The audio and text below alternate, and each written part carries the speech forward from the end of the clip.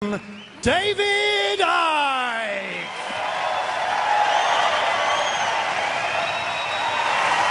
Thank you. Thank you. Thank you. Thank you very much. Oh, thank you. Oh, I've come on all emotional. Thanks very much. Yeah, it's been a heck of a journey, and my God, there's still a long way to go yet. I ain't finished yet, the old guy. And thanks for coming to Wembley. First time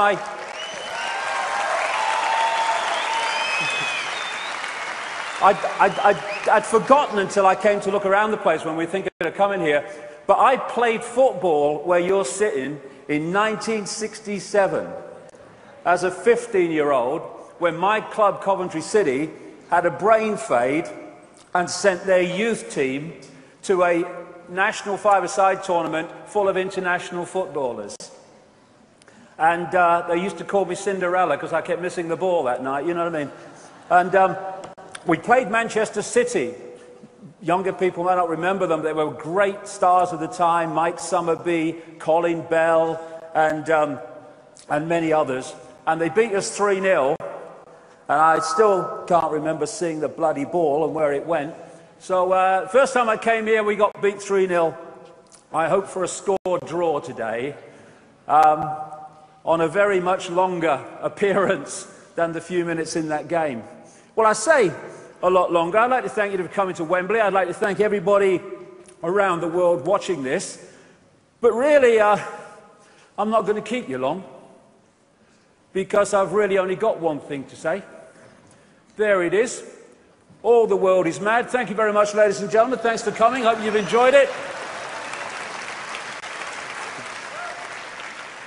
Well, I'll put a bit of detail on it, but pretty much that's it. And you know what? One of the great breakthroughs is when you realize, as you awaken, it's the world that's freaking mad, not you. That's the breakthrough. And so we have, I love this, I tried being normal once, it was the worst 5 minutes of my life. And if you're considered sane and credible and normal to a world that is insane, then you've got a problem. So, welcome to the crazy ones today, to Wembley and from around the world. As Krishnamurti said, it is no measure of health to be well adjusted to a profoundly sick society. And this great guy, Frederick Douglass, a great campaigner in America against slavery. I prefer to be true to myself, even at the hazard of incurring ridicule, don't know what that's like, rather than to be false and incur my own abhorrence. When it is uncomfortable, when it is unpopular, even when it is dangerous to speak the truth, is precisely the time that truth should be spoken. And this is precisely the time. And it's very easy. It's a great saying, this, not mine. It takes nothing to join the crowd. It takes everything to stand alone. That's when the true self expresses itself. And standing alone also in a world of clinical insanity. When crazy is the new norm. And if you're not crazy to the system, then you are not playing the game of the system. And it takes some standing up with all the tidal wave of pressure to conform. And that's an image you're going to see quite a lot of. Because this world is mad because it's run by crazy people. Not only people as we would perceive human people, it is run by crazy other kinds of people in other kinds of dimensions. And what you have is these crazies, this force of crazy, which is operating behind the scenes when no one sees it and anyone mentions it, you're mad. They don't exist. And putting up front, out in the world that we see, are more bloody crazies. We call these people politicians, for instance. Crazy people who think that pepper bombing cities of civilians is protecting them from violence. Did I miss something? There's Hillary, another one of them, another crazy, wants to kill everybody and maim and slaughter. And then, these are some crazies. These are the people that lend us money that doesn't exist and charge us interest on it. But who's crazier than them? We stand for it! Enough! Enough of standing for the crazies! We have doctors who are arbiters of life and death, health and ill health, who don't even know what the human body is, never mind how it works. Mind you, the drug companies will tell them that's enough. We have babies in the first 18 months of life with their immune system still developing, being hit by a tidal wave of poison and shite. And the world isn't crazy. We have teachers telling young people to believe what they were programmed to believe and what they must teach if they're going to keep their job in a state-imposed curriculum dictating what's right and wrong, historically true, and all the rest of it. So we turn out young kids, bright wonder of the world, this new world they're in, bright thinking, imaginative kids, and we put them through a sausage machine and turn them out the other end. And I tell you what, the very fact that so many young people are waking up and seeing the system despite going through this shows the power of consciousness over programming.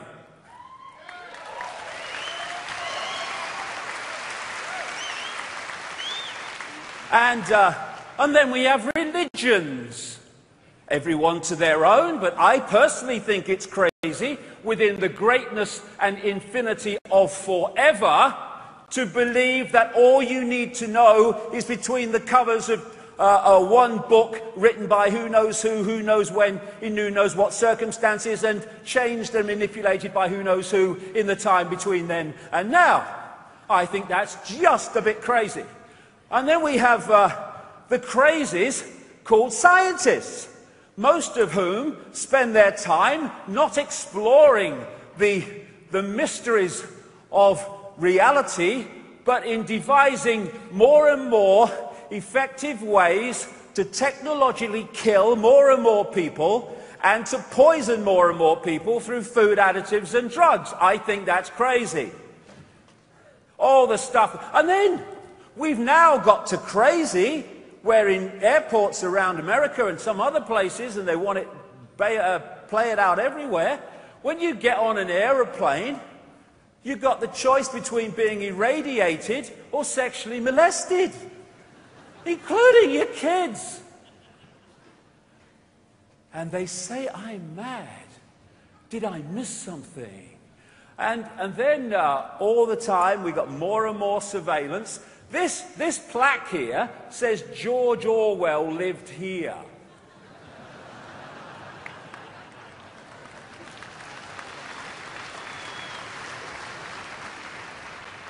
And now, did you see that story the other week? More than 200 schools in Britain have got surveillance cameras in the frigging toilets and changing rooms. The world, crazy is just not the word. Have you come across these Intelli streets? They're now introducing them. Intelli streets. They have not only the ability to bark out orders to you through the technology involved, but they can not only listen into your conversations in the street, they can record the buggers. And then they've got all this kit in the sky we have legislation now in America, land of the free, where the president can and the military can arrest anyone they want and keep them without charge or trial or public evidence when they think they are a suspected terrorist. Who decides that? The people that arrest them. And then we have Mr. Nobel Peace Prize. I collapsed once in a hotel room. And I woke up, I wondered what the hell was going on, and I got my kind of mind together, and I thought, what happened? And I thought, well, the telly was on the news, and the last thing I remember hearing on the news was Barack Obama's won the Nobel Peace Prize, and then it all went bloody black. I mean, mind you, Nobel, what did he do? He made explosives or weapons, I guess, you know, topsy-turvy world. And now he can sign lists, does all the time, and then they go and kill people, including American citizens, without anything in terms of a judicial process. And this is the craziest thing, isn't it? The biggest terrorists on planet Earth live in the political centers of power, like Downing Street and Washington. The biggest terrorists on Earth have the nerve to run a war on terror. All they need is a frigging mirror. This wonderful, wonderful picture. You talk to people through your life. How many people want war? How many people want to see people slaughtered? Some morons, yes, but how many? Very few compared with the population. We don't want war, but we have them. One after the other, because the crazies want them.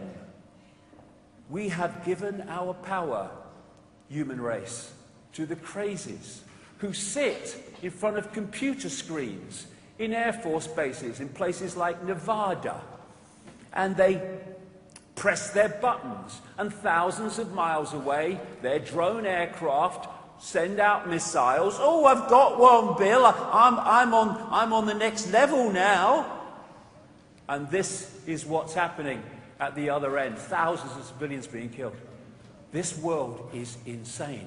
We have, because of cold, calculated recruitment over a long period of time now, an increasingly brutal police force. We have people being arrested in America for feeding the homeless when people are hungry, starving, and living in tents and cars. What will I grow up to be, Mummy? That's a bloody question worth asking when we look at where we are compared with where they want to take us. The future is here. You know, I've been standing on stages, not as big as this one, but I've been standing on stages and writing books for all these bloody years saying this Orwellian fascist dictatorship is coming. Not because I'm a prophet, no, but because if you can access a projected agenda and where it wants to take the world, then if nothing intervenes to stop it, it's going to happen. That makes predicting the future a piece of cake. There's nothing to it, as long as you know where they want to take us. And the media, well, they ain't going to tell us any of this stuff, the mainstream media, because they're owned by the crazies. Here's a news bulletin for you. There you go. Here's the latest news. Good evening, this is the news. The headlines tonight. Bollocks, bollocks, bollocks, bollocks, bollocks, bollocks, shit. Now here's Bill with the weather. That's it. That's it. That's it. You clap, you're awake. Right. Or you wouldn't bloody be here. But vast numbers of people get their minds from this crap, and therefore they become increasingly as crazy as the crazies that are feeding it to them. This is Black Friday. Have you ever seen this? Black Friday in America is the first day of Christmas shopping. What they do to get it going is they put all these little lost leaders with things were, you know, very, very cheap, and they open the stores about 4 a.m. in the morning, and there are thousands of people all lining up in the dead of night to get this bargain. Oh, I must have that lemon squeezer, 80 cents out of my way or I shoot. And it's a situation we had again in America, where they had riots at a Nike training shoe launch because there wasn't enough to go round. And a few people can't control the world. It's a piece of cake. Not only in America, look at it in Britain. iPhone 5, Q hysteria in London. Work, buy, consume, die. Work, buy, consume, die. That's the program they want us to believe in. And so, while all these diversions, in and of themselves, a little bit of pleasure, as long as you keep the peripheral vision, it's all right. But when they take your entire focus, these are hiding the peripheral vision where the real deal goes on. And they make people like flies or moths round a light on a porch. They're so mesmerized by the diversion, they don't see the guy creeping up behind them with a swatter to smack them on the arse. That's where humanity is. Oh, come on, X Factor's on. Oh, that's good. Oh, there you go. Price is Right's on. Oh, there you go.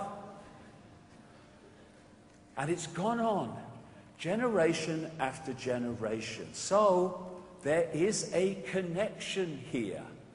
A connection across the generations of the human family in all its glorious expressions that has been keeping us in a hypnotic trance, believing total bollocks, believing it to be real, and to believing that slavery is freedom.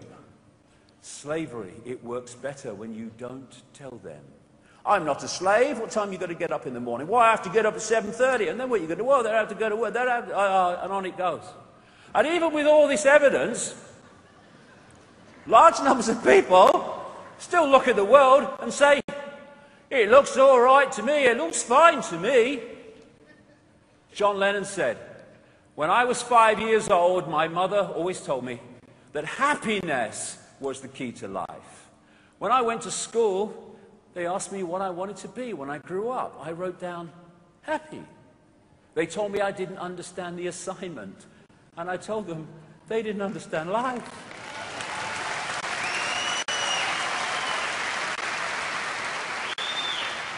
And then there was that famous quote, that great quote, when Lennon was talking about the world, funnily enough, being run by insane people.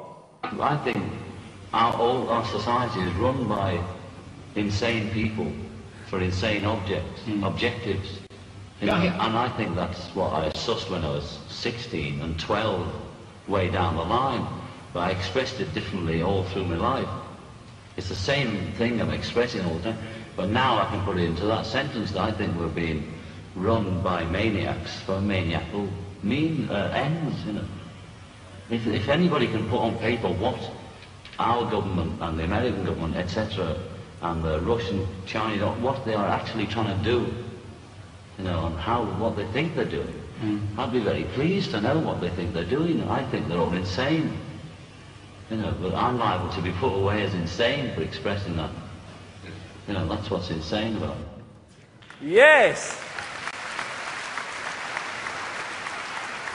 And then there's the one word with a question mark that has been my guiding light this last nearly quarter of a century.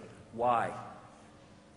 Not only is the world crazy, not is it run by crazy people, why?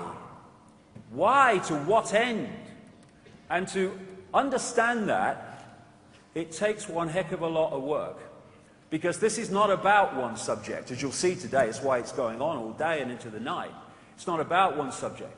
It's about connecting dots, putting puzzle pieces together that on the face of it have no connection. But put them together and whoa, the picture becomes clear.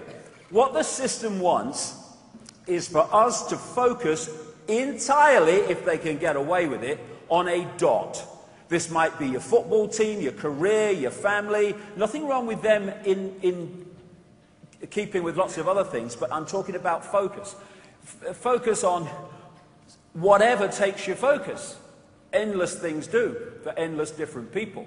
Because when you're focusing on something, you're not seeing the peripheral vision. It's all right focusing on something, but being aware how it connects into the greater picture. But if you're only there, you're a manipulator's party trick, because the manipulation's going on in the peripheral vision you're not seeing. And you can look at dots, society's dots, this banking scam, this a political scam. They put this shite in our food and the water. What about them chemtrail things in the sky? What's going? They're all dots. But you connect them, and bingo, the picture becomes clear. It's an elephant in the bloody living room. And that elephant in the living room is that there is a multi-level conspiracy, a multi-dimensional conspiracy to enslave humanity in a fake reality based on focusing people almost entirely in the five sense of reality. And on one level, yes, and I'm going to go into this big time in section 3 today. On one level, yes, it's about the manipulation of the conscious mind world that we see. It's about the police state emerging. It's about vaccinating children, destroying their immune system. It's about the microchip agenda, and all this stuff goes on. But you go deeper, and you find that behind the world we see is a world that we don't see, which is fundamentally manipulating the world that we do. And things like Saturn and the moon are very, very much involved. We're going to get into that big time in section 2 today. And the biggest glue, the biggest cement that brings the dots together is the fact that our reality, the one we think we're experiencing, is nothing like the way we experience it. This is the big one. Because if you are researching the conspiracy and you don't see how it connects into the illusory nature of reality, you're never even going to enter the rabbit hole, never mind get deep into it. You're just going to walk around the edge. The common theme of all of it is the control of perception. That's the conspiracy. Everything else is detail. If you can control someone's perception, you control their behavior, you control their actions or inactions, thus you control them. You do that to vast numbers of people, you control the people collectively. And all the time, look at them. There are all these sources of people and institutions that are telling us what to believe, what we are, what's right, what's wrong, what's moral, what's immoral, what's mad and what's sane, and all this bloody stuff. And while all this is going on, the real knowledge, which I'm going to be talking about at length today, that what they really don't want us to know, is held in the upper levels of these compartmentalized secret society pyramids, and the people are kept in ignorance of that knowledge. Thus, we are being manipulated by knowledge that we don't even know exists. And this is what they want us to believe. I have no power. That is the perception of perceptions in the desire of the control system. Because if we think we have no power, we express no power, and thus we have no power, even though we are all powerful, all knowing, all that is, has been, and ever can be. So we stand here now. I've been saying this for years, but my goodness me, it's becoming more and more blatant. We are standing here now at this fork in the road. And we don't have any longer to make a decision. We can go on as we are, And we'll end up in a global fascist state within 10 to 15 years. Maybe I'm being optimistic, because the more you centralize power and control, the more power you have centrally to control and increase power centrally. So it gets faster and faster and faster. The more power you have, the more power you have to centralize even more. And so that's the question. And basically, this is what today is. The Shit Creek paddle stores. Because, you know, there's going to be some challenging information in Section 2 and 3. And I hear some people who kind of New Age type people, and they say about people like me, they say, he's negative, shut him up, he's negative. And I think, well, okay, is truth negative or is ignorance negative? Well, you know, truth's positive. Well, so if what I'm putting across has validity, it cannot be negative. Things that are happening and we need to know are happening are not negative, no matter how unpleasant they are. Ignorance of them is negative, because that's how we got into this position. So, you know, if the, oh, it's negative, can't take it, well, they should, I don't know, go and do something in a lotus position or whatever. Do what you like, but forget about this, because this is going to be challenging, much of it. But it is the key to doing something about it once we know it's going on and how it works. So, Shit Creek. But things are changing. Things are changing. Things are changing. People are starting to wake up and see it on a scale never before. We've seen the Occupy protests, and that's great. People are identifying this 1%. Actually, it's probably 0.1% if you get the real deal. And they're seeing this disparity. But as it goes on around the world, what those people have got to understand, I would suggest, if we're going to deal with this, is just how deep the rabbit hole goes.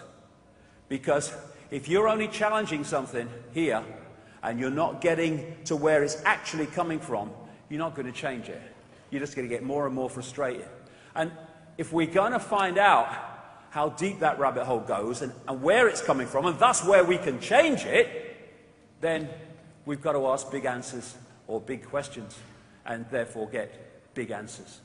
We don't tend to do this. We tend to ask when the football's on, we also tend to ask this and that, and, you know, what time the game show's on, but we don't ask the big questions. Big questions. Who are we? Who are we? What is a human or beyond human? Where are we? What is this reality? What is it? Why is the world as it is? Why is the world run by maniacs for maniacal reasons? These are the big questions, and you start to get big answers. The establishment institutions of science, education, media are not going to tell you, because the crazies control them. And when you open your mind and you open your heart and you go where that takes you, you realize that this physical world is an illusion. As the great American comedian Bill Hicks said, all matter is merely energy condensed to a slow vibration. We're all one consciousness experiencing itself subjectively. There's no such thing as death. Life is only a dream, and we are the imagination of ourselves. And what a great quote that is. And if I could put the conspiracy in one sentence, it would be the manipulation of the imagination of ourselves, which is what? The manipulation of our perception. And when you realize the illusory nature of the world, you also realize how easy it is to manipulate people to manifest the world that which is manipulated, the perception, wants you to create. I mean, these are just a few kind of tricks that trick the brain into seeing what's not there. I love that line, optical illusions. They're great for throwing off drunk people. And these are all on a flat pavement. There's no three-dimensional nature to them, but the brain is tricked into seeing what isn't there. Same with that. That clearly is not there, but the brain is picking it up that it is. These lines are actually straight, but the brain can't decode it that way, so we don't see them as straight. Some people will see that as a glass, some people will see it as two faces looking at each other.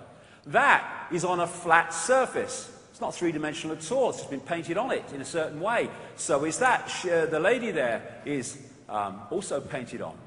And it just tricks the mind. So does that. It's so easy. And these are simple, simple examples. Now imagine if you in the deep shadows know how reality works and how we're decoding it, you have the knowledge to manipulate what we decode, believing it's real, much deeper than just these simple illusions. Einstein said, reality is an illusion, albeit a persistent one.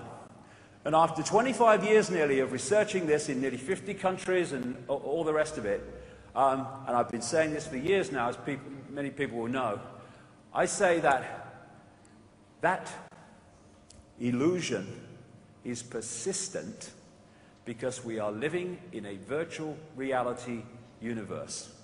And it was only this very week that I picked up a paper, and after I've been saying this for years and years and years and years, and found that these physicists say they may have evidence that the universe is a computer simulation. Hallelujah. Keep going, guys, because it bloody well is. And it explains so much about the world that we are experiencing, as I'm going to get to in detail. Now, when you look at, video games and stuff like that, and computer simulation games today, they're getting closer and closer to the reality we're actually experiencing. This is the guy's real face. This is his virtual face. And more, we're having training films and video games that are getting closer and closer to the reality that we're experiencing. Here's this guy. They train bloody parachutists. Hello, sir. I'm just landing in the desert. And it seems so in the best of them, as it seems so when people do it in this one. And people are learning to fly overwhelmingly through their training on simulation technology.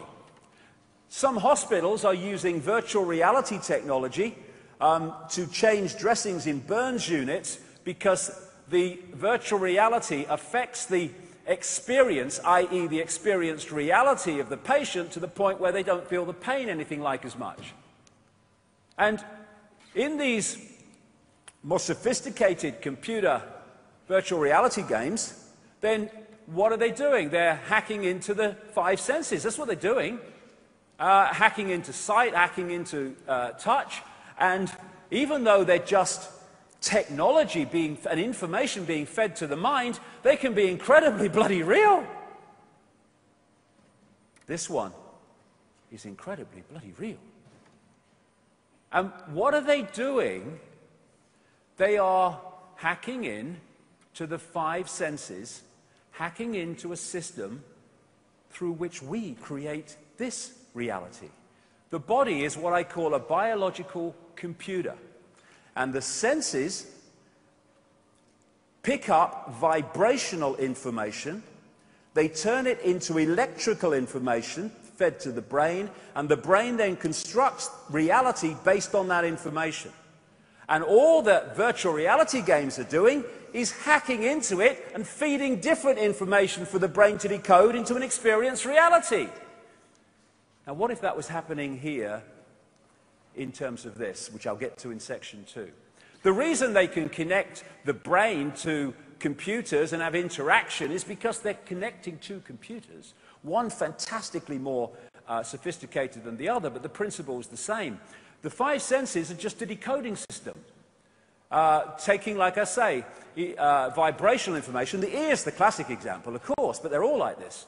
It takes vibrational information, it transfers it as electrical information to the brain, and the brain then decodes the sound. As I'm speaking now, passing between me and everyone else is not words, it's a vibrational information field coming from the vocal cords. The ear picks it up, decodes it into electrical signals to the brain. The brain then hears what you're saying. We only hear people when we've decoded what they hear, what we're hearing. And that's why you can hear somebody and hear completely different words and meanings and expressions to what were given, because your decoding system has intervened in that process, maybe because you don't like the person or whatever. The tongue is the same. You take electrical information, you turn it into electrical information to the brain, and then you taste. Oh, that's nice. When this decides that. Same with smell. The same system. Same with touch. You know, some pain relief situations now in hospitals, they stop the message going from the point of the pain to the brain, and if the brain doesn't get that message, it doesn't feel pain. So, I've said many times that this is the stadium on which the human race is controlled. Because if you can control the way this decodes reality from the information it's receiving, then you control that person's perception of self and reality. That's the foundation of it all. Everything else, like I say, is detail. So, in this scene from The Matrix, when Neo said, "This isn't real," and Morpheus said, "What is real?" How do you define real? If you're talking about what you can feel, what you can smell, taste, and see, then real is simply electrical signals interpreted by your brain. Exactly. And what if there were people that understood that and understood how to manipulate the way people's brains interpret that information? What power they would have. That is what is happening. So we have these virtual reality lives we think are real. You know, oh yeah, I've got a nice car, mate. Yeah, I've got a big house. I'm quite good in banking. Oh, me, I'll make it up as I go along, my life. Yeah, oh, me, my life's falling apart. I'm only just holding it together, mate. You know, we're holding all these bloody virtual lives. When what we are is infinite consciousness having that experience. Even movement is an illusion. There are some people who have malfunctions of the brain that don't see like tea coming out of the pot into a cup like a flow. They see a freeze frame. And there's the same basic malfunction as people seeing a car in the distance, and the next time they see it, it's just gone past them. They've seen nothing in between. Why? Not because there wasn't something in between to decode, but their brain didn't decode it. This is from the mainstream media. Researchers have been able to translate brain signals into speech using sensors attached to the surface of the brain for the first time. The breakthrough, which is up to 90% accurate, offers a way to communicate for paralyzed patients who cannot speak and could eventually lead to being able to read anyone's thoughts. That's what the brain's doing anyway. It's reading information signals and turning them into a reality. The brain is pitch black. There's no light in the brain. How can I see a light? Because that is information. And I'm decoding that information into light. Thus, again in the Matrix, this was so true. When the child said, "There is no spoon. It's not the spoon that bends. It is only yourself." In the way you decode reality. You have people, I've seen them, you walk through fire, somebody calls a bloody ambulance. But you go through fire in a different state of consciousness. What are you doing? You are decoding reality in a different way because of the different state of consciousness, and you can walk through fire and not get burned. Why? Because an illusion can only burn an illusion if you believe it can, and thus create that reality.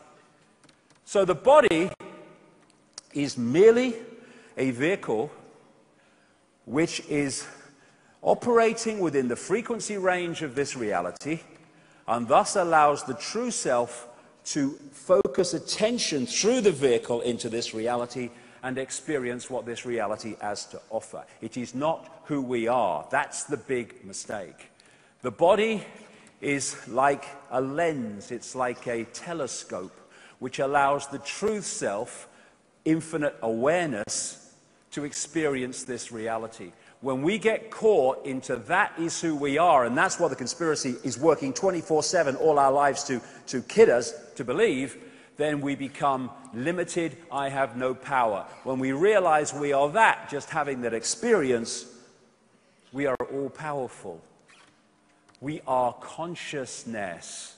We are awareness. We are a point of attention within the great infinite forever.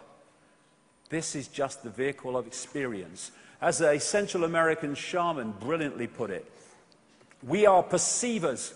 We are awareness. We are not objects. We have no solidity. We are boundless. We, or rather our reason, forget this, and thus we entrap the totality of ourselves in a vicious circle from which we rarely emerge in our lifetime. The goal of the conspiracy is to stop us emerging from it. And this is a picture, an image by a great friend of mine, artist Neil Haig, a unique artist, and anything of this style through the day is his, and there's plenty of them.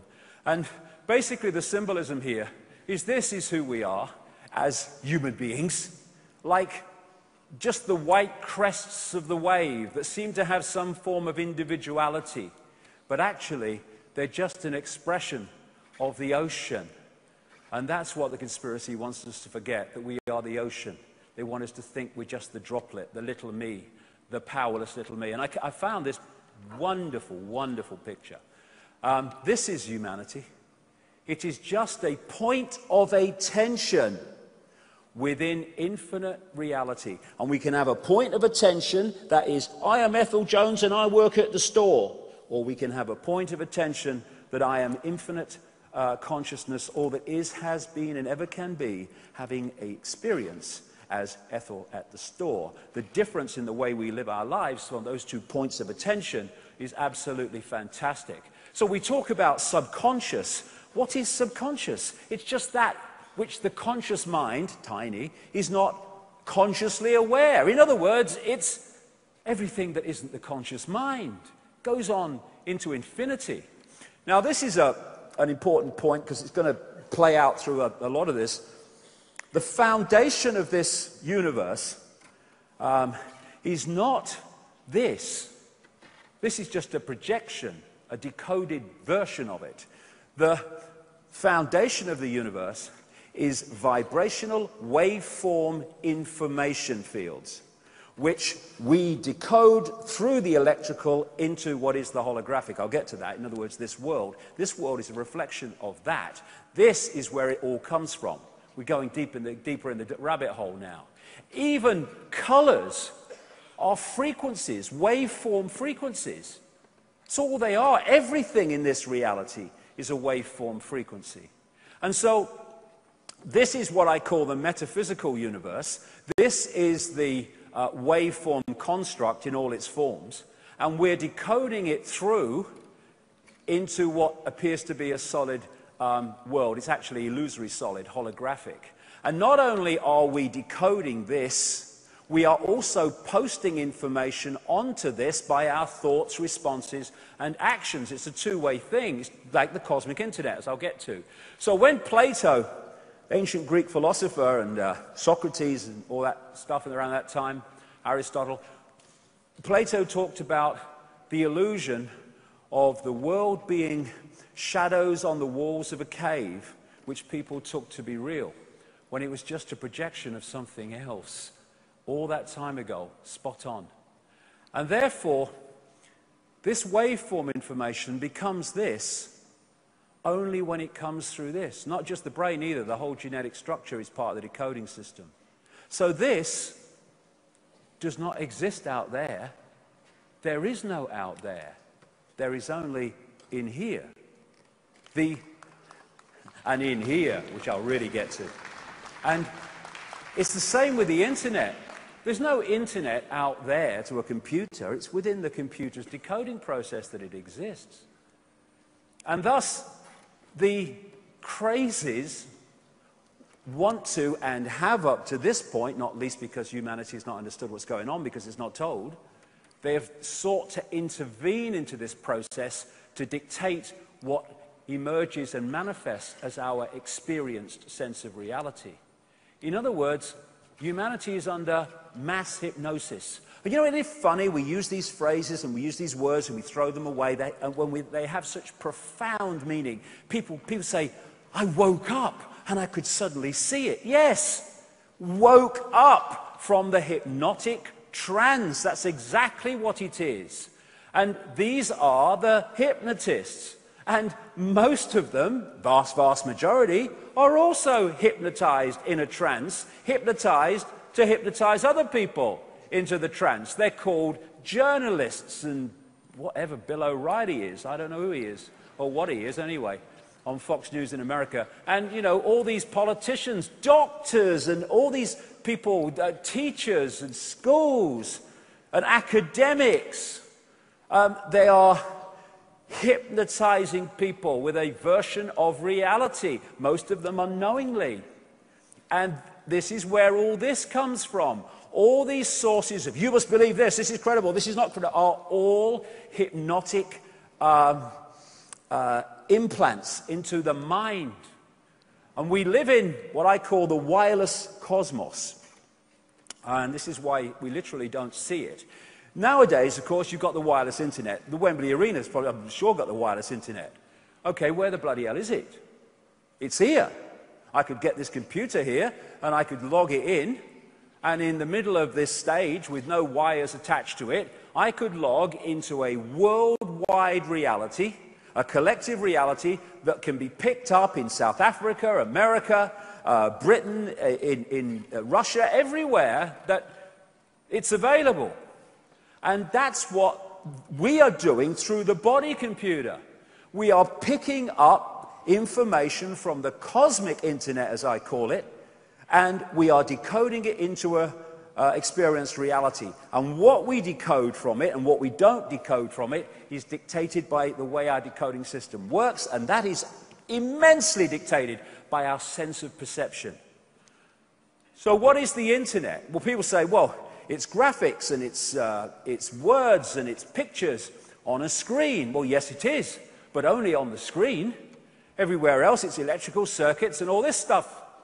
Okay, what's TV? Well, it's moving pictures on a screen.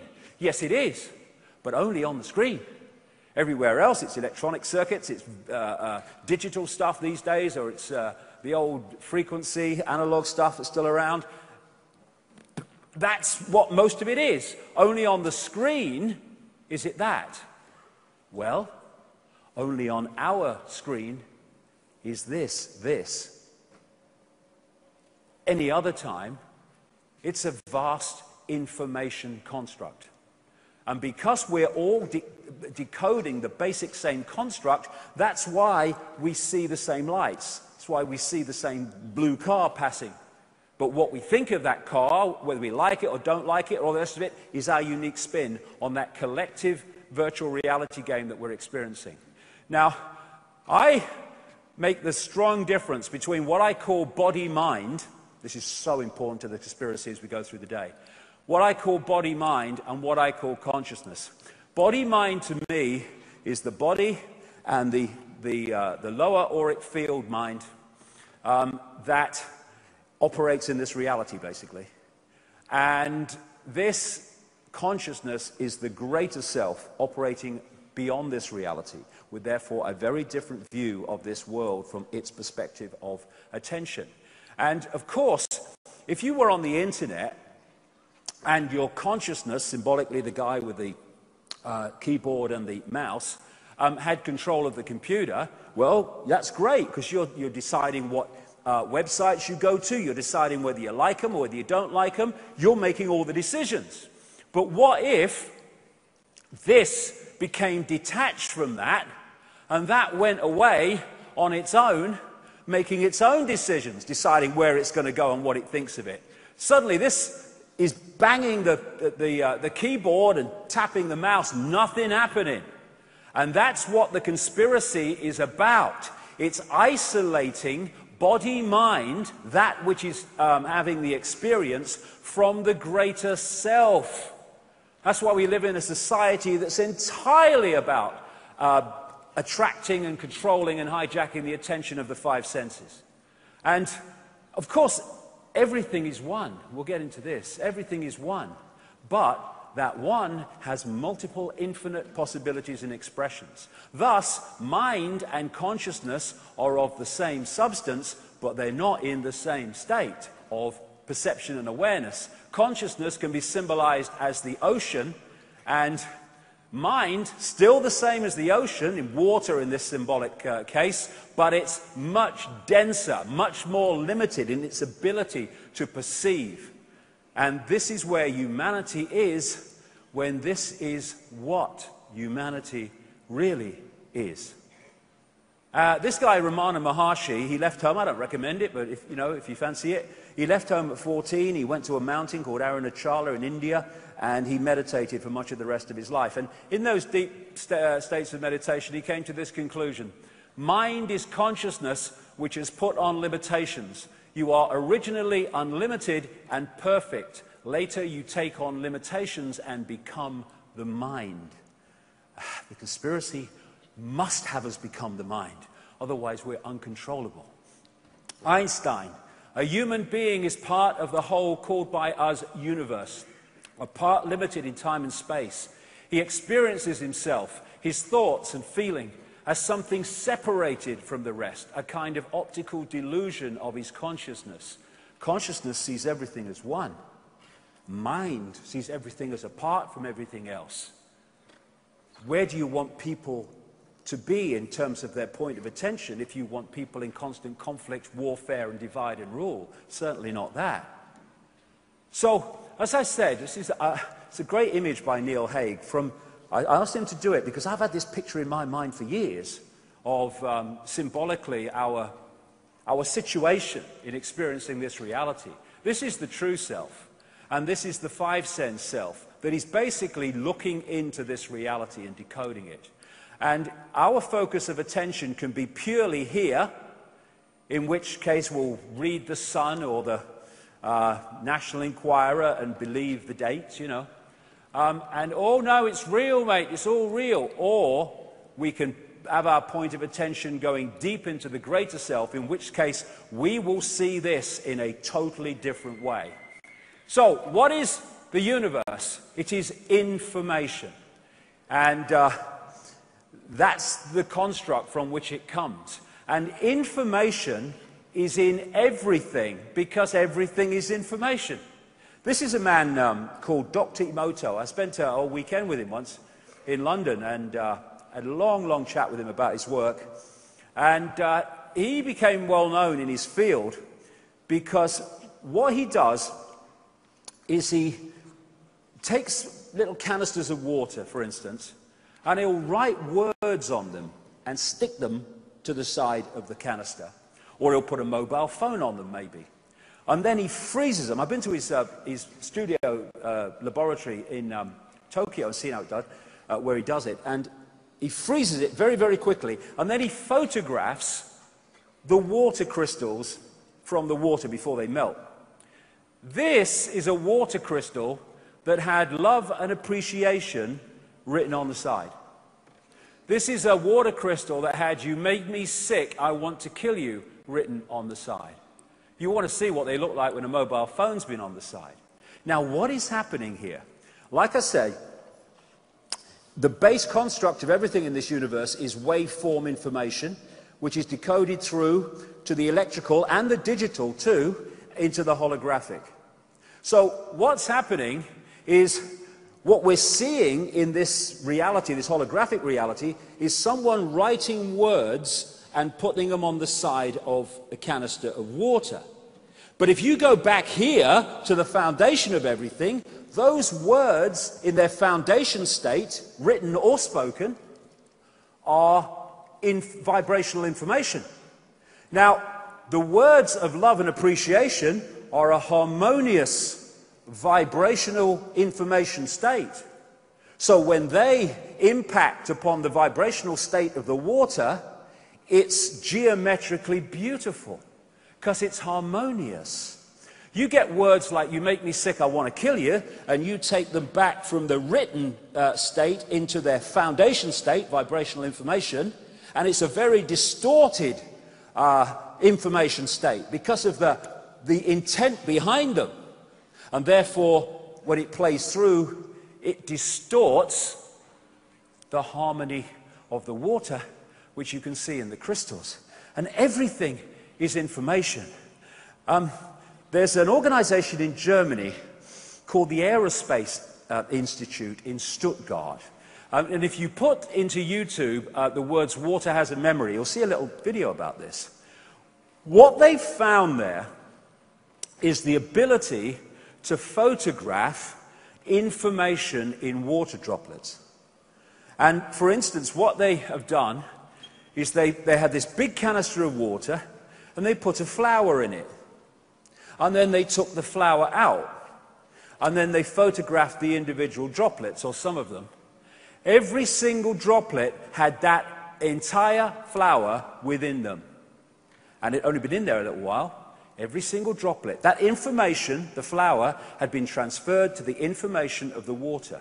They then got a group of people from the local community to come along, another big canister of water, and they were asked to take 4 droplets each and put them in a little dish with their name on.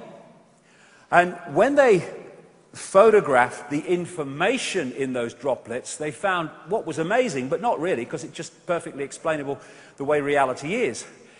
Every single one of the 4 droplets that each individual put into the dish of their own was the same virtually, but every 4 grouping was different. In other words, in the process of taking that droplet of water and putting it in the dish, that water had picked up the unique information state of the person doing it. That is the wonder, the amazing, breathtaking wonder of the world that we live in, that is kept from us. Now, that puts this in a different state. You ever come across that guy, Professor Richard Dawkins? He don't like alternative healing, and he don't like alternative versions of science and all that stuff. He don't like religion much either. And so what he would say about homeopathy, rubbish, absolute rubbish. How can you dilute a substance and dilute a substance so there's no substance left? How can it have any to do with the healing? Ridiculous, mad. Okay, Dogma Dawkins, I call him. Dogma, let me explain something to you, mate. Yes, the substance is diluted and diluted until there's no substance. But the information remains, just like the information from the flower remained in the water after it was taken out. And it is the information that does the healing, because we are in an information universe. Distorted information, ill health. Harmonious information, good health. And thus, when we see fluoride in the water, and we see great oil spills in the Gulf of Mexico, we are seeing holographically what we see on the news. But take it back to its foundation, vibrational waveform construct, and you're looking at these substances massively distorting the information harmony of whatever they have polluted. The information construct of the planet is being distorted systematically for the reasons that I'll come to as the day unfolds. And therefore, when you are talking about everything being information, being awareness, then when you look at the holographic level, it might be a mountain, it might be a tree, a forest, or whatever, you're looking at something that is conscious.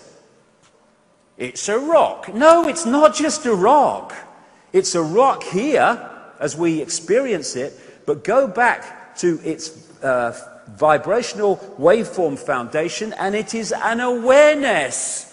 And thus you can communicate between awareness at that energetic level. He talks to rocks. I don't talk to rocks. I talk to the consciousness that holographically is expressed as a rock. Oh, I do talk to rocks. I'm having a chat with you, mate. But anyway.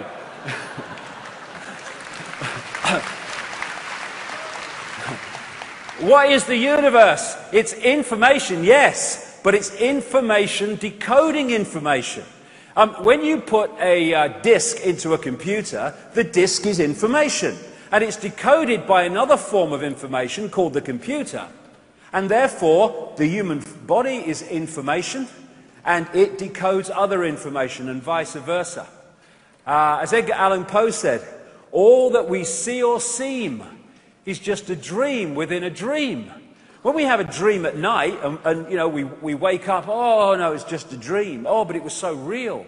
Well, this is a dream. It's just more real in the way we experience it. And the human body too, like everything, is not physical.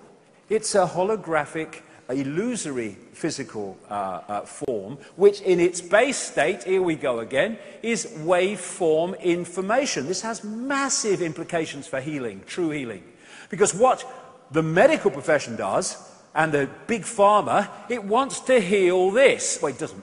Some of them do, the big pharma doesn't. He wants the bucks, but it wants to treat this. But this is just a projection. That's why it only treats symptoms, not causes, because the causes are here in information distortion. If you harmonize the distortion, that must heal, because that's just a projection of that. Bloody so simple. And this story kind of encapsulates just the illusory nature of everything. There was a guy called Michael Tolbert. He wrote a great book back in the 90s called The Holographic Universe. He looked at the scientific evidence for the fact that this is a holographic, illusory physical world, which it is. And he told the story in that book of a party that his father held, and he experienced, he was there, at his home, and the father got a stage hypnotist along to do party tricks. And he got this guy, his name was Tom, sat him down, and he said to him, after he'd done his, you know, you're eating an apple and it's really potato stuff. And what's that? What's that? What is the hypnotist doing? He is telling the decoding process, it's a potato. You're eating an apple. So when the vibrational information from the apple becomes electrical information to the brain, instead of the brain decoding the apple, because it's been encoded to believe it's an apple, potato, that's what it decodes. And you try telling somebody eating an apple that's a potato that it isn't an apple. Look, mate, I can taste an apple. And they say this about everything. Oh, look, mate, I can see it. Oh, look, I know it's real, but it's just the way we're decoding it. And in this example, as he was starting to bring Tom out of his hypnotic state, he said to him, when I bring you back to waking state, Tom, you're not going to be able to see your daughter in the room. And what he did then was led the daughter to stand in front of the father. So he's looking in her belly. And he brings him out of a trance state, apparently, and he said to him, can you see your daughter, Tom, in the room? And Tom's looking around, he said, can't see anything. No, she's not here. She's here! And she's laughing. But he's saying she's not in the room. Everyone else is in the room that can see her, but he can't, for reasons I'll come to. And then the hypnotist went behind the daughter, with put his hand in the small of her back, and he said, I'm holding something, Tom. What am I holding? So he looks, and it's so obvious to him, it's a watch. He says, there's an inscription on it, Tom. What is it? He peered forward, he read the inscription. His daughter's between him and the watch. Dogma Dawkins, rubbish! Not possible, not possible! Well, let's have a look, Dogma. Let's have a look here. What's gone on? The foundation of the daughter, like the foundation of this entire universe, is waveform information. And if the father does not decode the waveform level of the daughter into holographic reality, she does not exist in the reality of his conscious mind, because he's not decoded her into that level of reality. Everyone else in the room can see her because they've not had the hypnotic blocking mechanism put in there saying, you're not going to be able to see your daughter, Tom.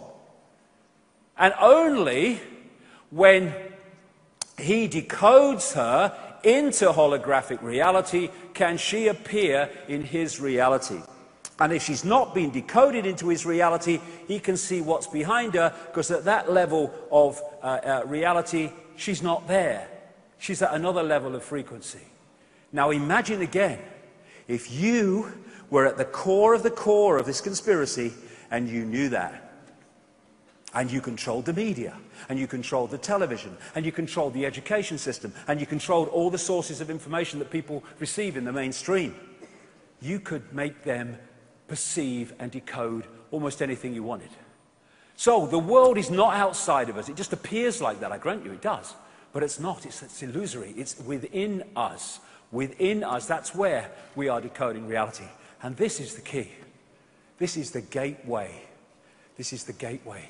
The doorway out of the prison. I'm going to go into this very, very deeply as we go through the day. The power of the heart. We think of intellect, the brain, that's a very low level of awareness. This is the real level of awareness that connects us beyond the world of the illusion into the greater ocean of awareness. The greater love, intuition. This is where intuition comes from. We don't say, oh, I just intuitively feel, do we? We go, I just intuitively feel. We're doing the body language and we're indicating where this is coming from. And it is innate intelligence. It's not, I've been to university and I've remembered all these things, what dogma told me, and I've passed my exams. That's not intelligence, that is memory, overwhelmingly. This is true innate intelligence, knowing, not thinking. And I'm not just talking about the heart that pumps the blood. I'm talking about this heart vortex, which is the spiritual heart, which opens us through into the greater ocean if we open it. If we don't, it shuts us off from the greater ocean. There's an organization in America called the Institute of Heart Math, which does a lot of research. Its whole kind of focus is on the power of the heart. And it points out that the most powerful electromagnetic field in the body is the heart. There are more nerves going from the heart to the brain than coming the other way. And they found something else in their research, that if the heart and the brain and the central nervous system are in coherence, electromagnetic harmony coherence, the person goes into a completely different and much, much higher level of consciousness and awareness. If that coherence is broken with incoherent resonance, then you come out of that high state of consciousness into a lower state of consciousness. I've just described one of the greatest mechanisms and goals of this global conspiracy, because this is the heart resonance, coherence, when people are in a state of appreciation, of love. This is their incoherence when we're in a state of frustration, of fear, of anger, of resentment. And look at the society that we have had structured for us by the crazes that run it. It is a factory, a global factory of all the emotional states that knock us into heart incoherence and thus hold us down in a lower level of consciousness. That's why it's done. The Institute of Heart Math said this: there is also new data suggesting that the heart's field is directly involved in intuitive perception beyond mind through its coupling to an energetic information outside the bounds of space and time. Yes, outside the walls of the illusion. Thus, they want heart-closed people so that we do not breach the walls of the illusion and stay within it. That is why they have structured society as they have, and in section 2 I'll explain all that in detail. So, the idea is to hold us here and keep us detached of an awareness and an influence from that. Now, one of the great things about doing what I do is when you come across other people's research in various disciplines and various specific areas, and it fits into what you're doing perfectly. And this is an example. Cosmic communication. There is now a whole area, and a fast emerging area, of research of the universe, which is basically given the heading of the electrical universe. Two of the great pioneers of it are Wallace Thornhill and David Talbot. And David Talbot will come up in relation to something else later on. And this is a great book. I don't think it's very easy to get. I didn't find it easy anyway, but it's a really great book. And it is explaining the electromagnetic nature of this universe with brilliant supporting evidence. Now, we are aware of the electricity in the atmosphere when we see lightning. What most people don't realize is when lightning has happened in the lower atmosphere, it actually continues up under different names like elves, sprites, tendrils, right out into beyond the Earth's field into the cosmos. And it's funny, mainstream science seems to think there are no electrical phenomena, but they say there are electromagnetic phenomena out there, and you can't have electromagnetism without electricity. Even someone who never took an exam in his life and left Crown Hill Secondary Modern in Leicester in 1966, something like that, at the age of 15, I can see that don't make sense. Things like tornadoes are fast-rotating electrical fields. That's why they appear so often when there are electrical storms in the atmosphere. The northern lights are electrical phenomena. The galaxy is moved by electrical forces, and as it moves, it itself is like a disk motor, creating other electrical forces. And this is what they say in the book, Electric Universe. The electrical force is about 1,000 trillion times more powerful than gravity. And it's clear when you look at it that it's not gravity that holds things together and holds planets in their orbits. It's electromagnetic forces, which will become very significant in stage 2, part 2 today, because if the planets of bodies are held in their orbits and held in some form of stability by electromagnetic forces, then anything that distorts those forces is going to cause those bodies to go walkabout, which has happened in this solar system in relatively recent times, which I'll get to that later. Now, this is mainstream science. 99.9%, 99 in fact, of the universe, the visible universe, is plasma. And plasma just happens to be the virtually perfect medium for electricity to pass through. One of the researchers into the electrical nature of the universe said, in the laboratory, plasma exhibits a lifelike ability to self-organize and to cope with the stresses of its electrical environment. Why can it lifelike self-organize? Because, like everything else, it is an expression of consciousness. It is an awareness. The thing about the electrical universe advocates is that they can replicate phenomena in space, in the universe, in the laboratory through things like the plasma focus device and things. Mainstream science can overwhelmingly not replicate their version of what's happening out there or why it's happening. Comets are electrically affected forces as they pass through an electrical universe, creating electrical phenomena. The sun is virtually entirely plasma. Why? Because it is a filterer and a processor of electricity. in the universe. And things like solar flares are just massively greater examples of things like lightning. Now, the official mainstream version of the sun is that it has some nuclear core which passes heat out through a radiative zone and a convective zone and punches holes in, like they call sunspots, in the surface, and thus the more sunspots there are, the more the solar activity at the time.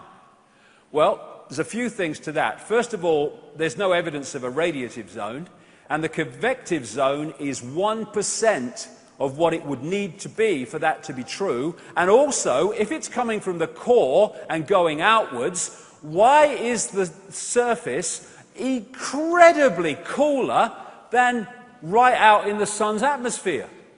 Why? Because it's coming the other way.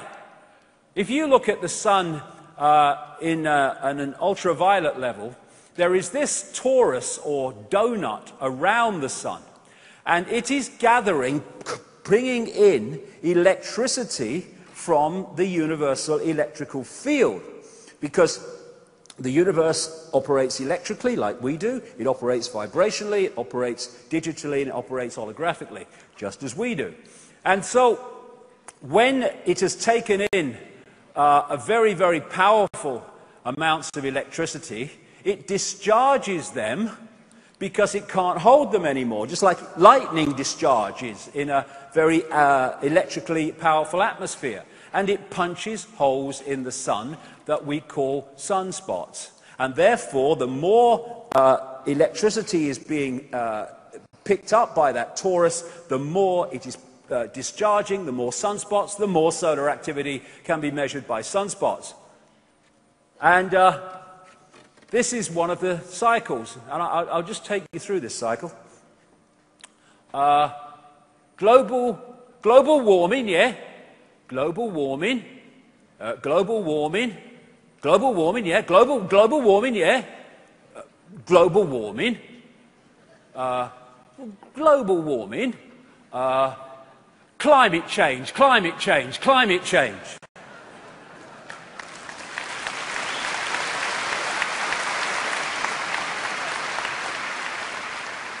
And there is another phenomena of the electrical plasma universe, and that is something called Langmuir sheaths, after a man called Irving Langmuir, who basically came up with the concept. And that is this. It's incredible, really, to explain this phenomena.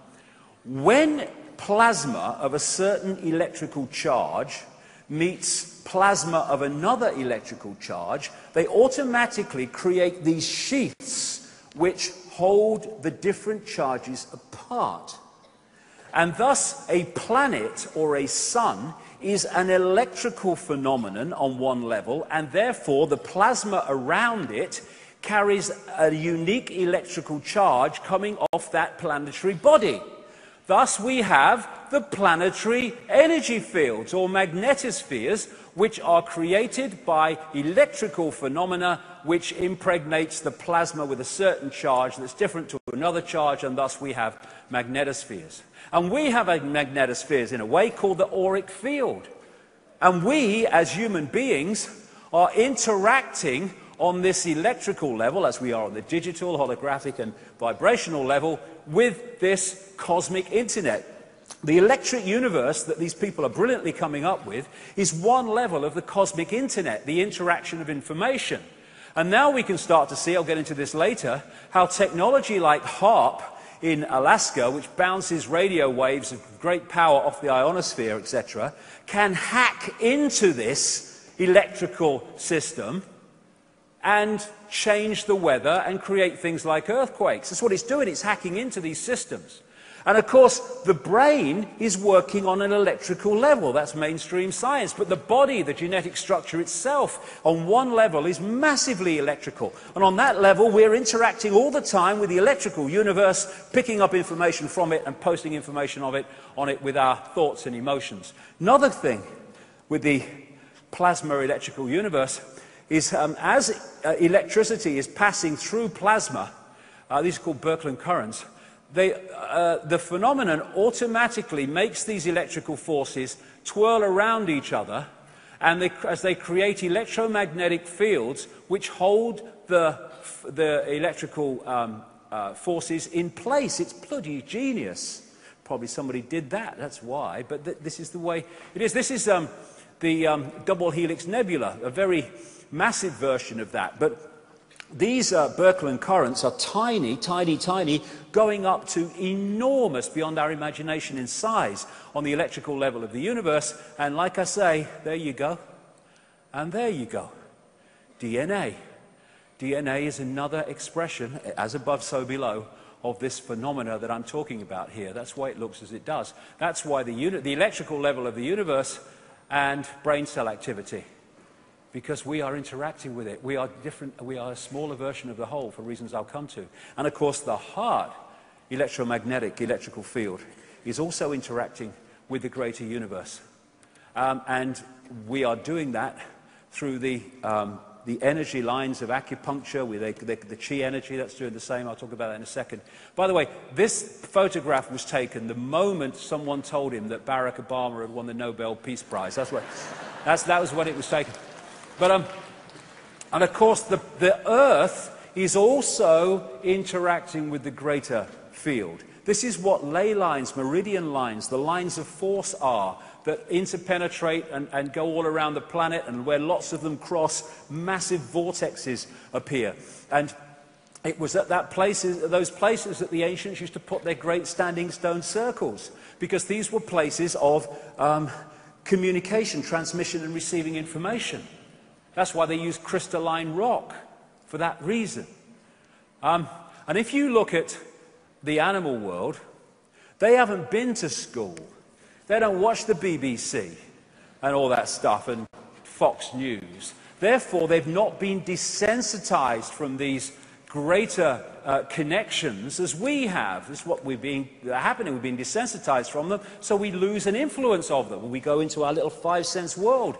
This is why animals can sense things like earthquakes and weather and all these other things that humans in their present state can't, but should in their natural state. It's because they've not been desensitized from it. So, in terms of reality and the conspiracy that I'm going to expose on a massive scale today, we've been living a false identity. That's how they do it. They take infinite awareness, all that is, has been, and ever can be, and they turn it into Charlie Smith, who drives a bus, who identifies himself with Charlie Smith driving the bus. That's how they do it. They give us a false identity. It's a gigantic hoax. Hello, mate, how are you doing? Oh, it's all right. Kids are doing well. All right, what's been going on? I would have gone to university. Oh, really? They have good programming then? Yeah, I thought that was good. Yeah, that'd be all right. What about you, mate? Oh, my life's in a terrible mess. I don't know what I'm going to do. All that's going on. All that's going on. While him and anybody like them is infinite awareness. All that has been, is, and ever can be. That is the scale of the twisting, distorting of our sense of identity that this conspiracy has visited upon the human family. And this image indicates two things. First of all, the universe that we see, the created universe, the world of vibration and electricity and all that stuff. And then there's that, the real center of everything. Anyone that goes into deep meditative states, and I've been here using ayahuasca on occasion in 2003 in Brazil. Wonderful place that is. And what you do is you go beyond the senses, you go beyond the illusion, and you go into this place that mystics and people have talked about for as long as humanity has recorded itself. You go into a place of stillness and silence. And people think, again, everything is distorted, everything is upside down. People think of stillness and silence as nothingness, when what it is all possibility waiting to manifest. All that is, has been, and ever can be. What does that phrase really mean? It means all possibility waiting to manifest. That's where the heart takes you. When you go beyond the illusion, that's the true self. What we're experiencing now that we think is all of us is merely one tiny, tiny infinitesimal experience within all possibility. All possibility, that's what that is. All possibility, all potential is there, waiting to manifest. All there is and ever can be, all possibility. It's everywhere and nowhere. You can't have everywhere and nowhere, you've got to have one or the other.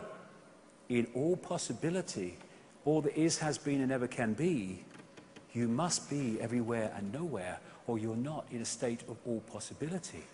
Everything and nothing. You can't have everything and nothing. You've got to have one or the other. You must have everything and nothing in a state of all possibility. The no thing. People think, no thing. What can you hear? No thing. So there's nothing there because of the way we're manipulated to perceive reality. If we can't see it, touch it, taste it, hear it, it cannot exist. Well, they're just illusory creations. Okay. The silence is not nothing. It is nothing because it's all possibility, so it's nothing, but it's also everything. So here's all possibility in the silence and the stillness. And then I start to speak, and I've pulled one possibility, vibrational possibility, out of all possibility, and then I stop speaking and it goes back into all possibility to manifest in another way, in some other form. So we've lost and had twisted the state that is the core of us, still and silent, all existence.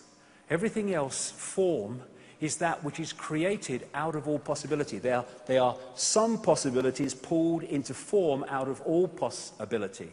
And these worlds are created by vibration. They can manifest audibly as sound vibration, but the sound is just a vibration. And these worlds work on different frequencies. So like radio stations can share the same space without interfering with each other because they're on different frequencies, so these worlds can share the same space without interfering with each other because they're on different frequencies. And only when they're very, very close is there interference and the possibility of crossover, and that will bring us to section 2 today. So this is cymatics, and what cymatics does is use sound, vibration, in different frequencies to create geometrical forms from particles which without the sound, the vibration, are just all over the place, random. Then suddenly there's a sound and woo, they move into these amazing shapes. This is how matter is created out of the void. This is as an example of it here. This is just sound moving particles around to create form, cymatics. And when they change the vibration, they change the created form. Going to be massively important in section 2, this.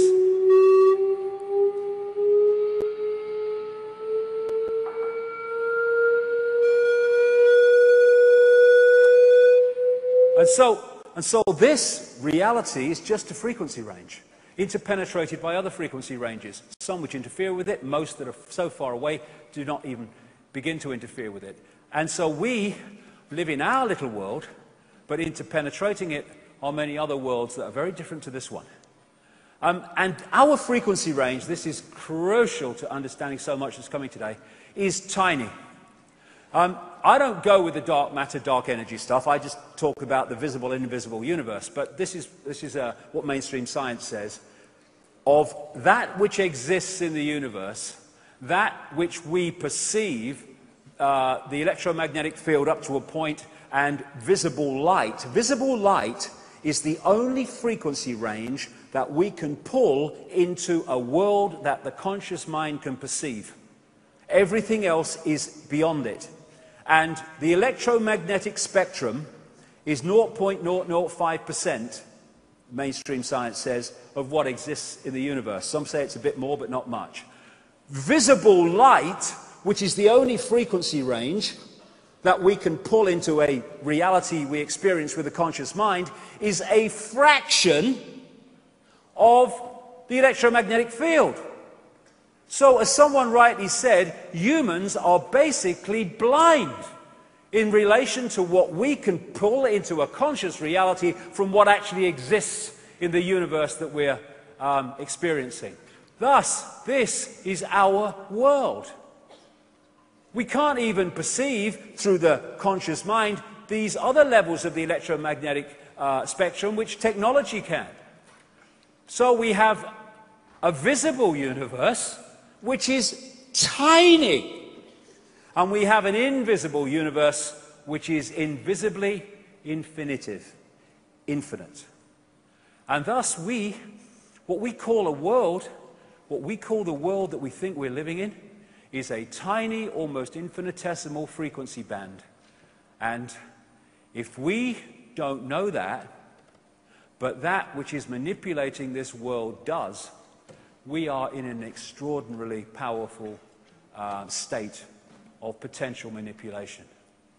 And the focus of attention I keep talking about, that this society, this crazy controlled society wants us in, is that focus of attention wants us only in that tiny band of frequency, visible light, and not to access the inspiration and insight beyond it through this and the greater mind that will give us a greater fix on what this visible light really is, because it ain't what we think it is.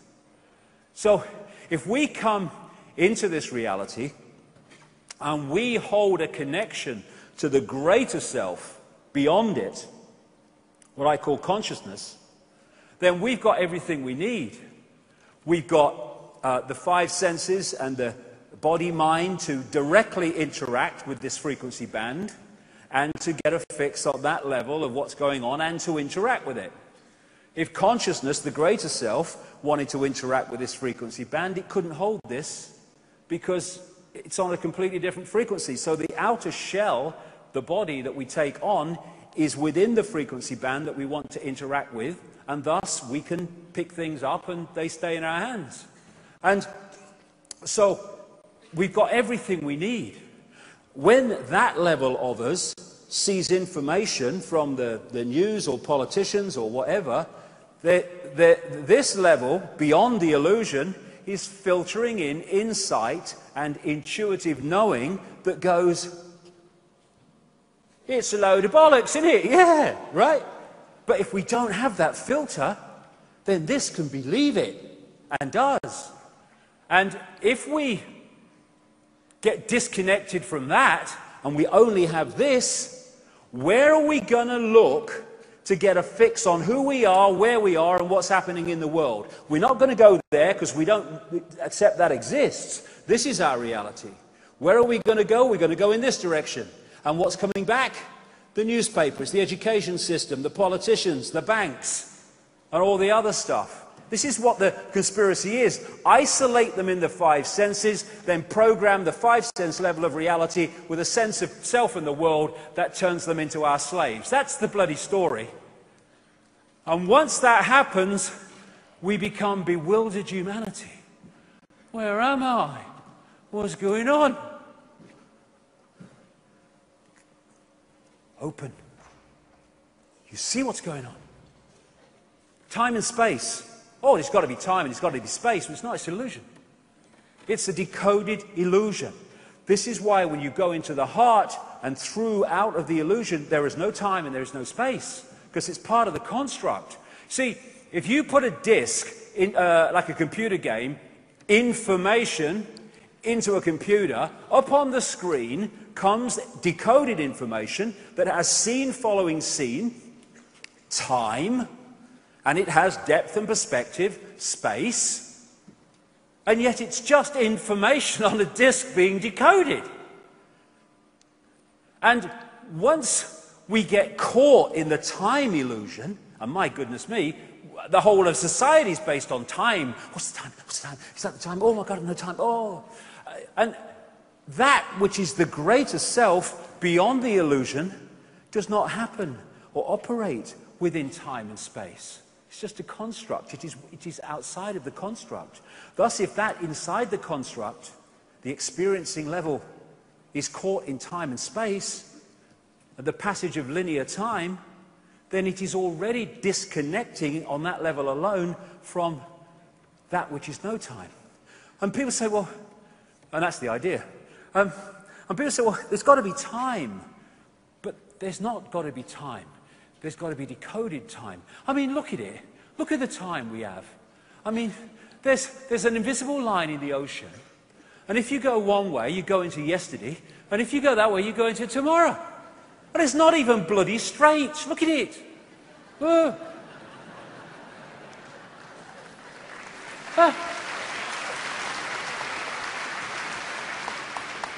Hello? Is that little island in the Pacific? Yeah. Do you want to be in yesterday or tomorrow? Oh, time's real. It's real. And like I say, the whole of society is based on time. We're controlled by time. We are enslaved by time. Much of the slavery is due to time. But there is no time. Oh, but David, there must be time, mate. Because there's past and there's future. Oh, really? No. There is one now moment in which all exists. This struggles to understand that because it's locked into the illusion. Okay.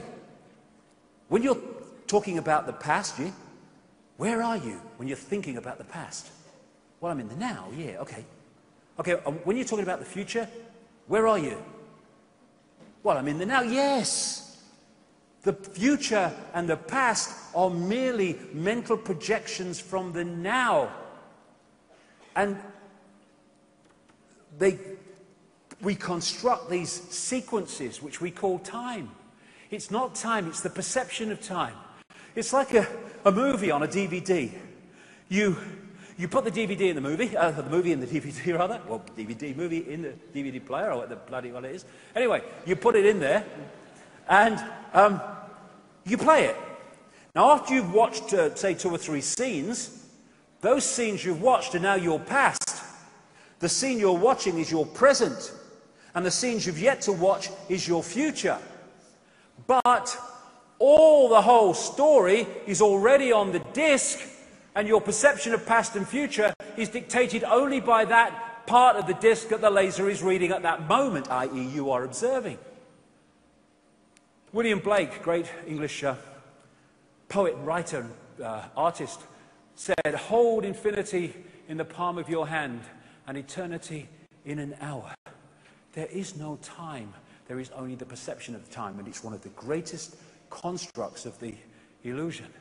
And it's interesting because, again, talking about this for years, and very recently, the University College London did a study, and they came up with this concept of fluid time.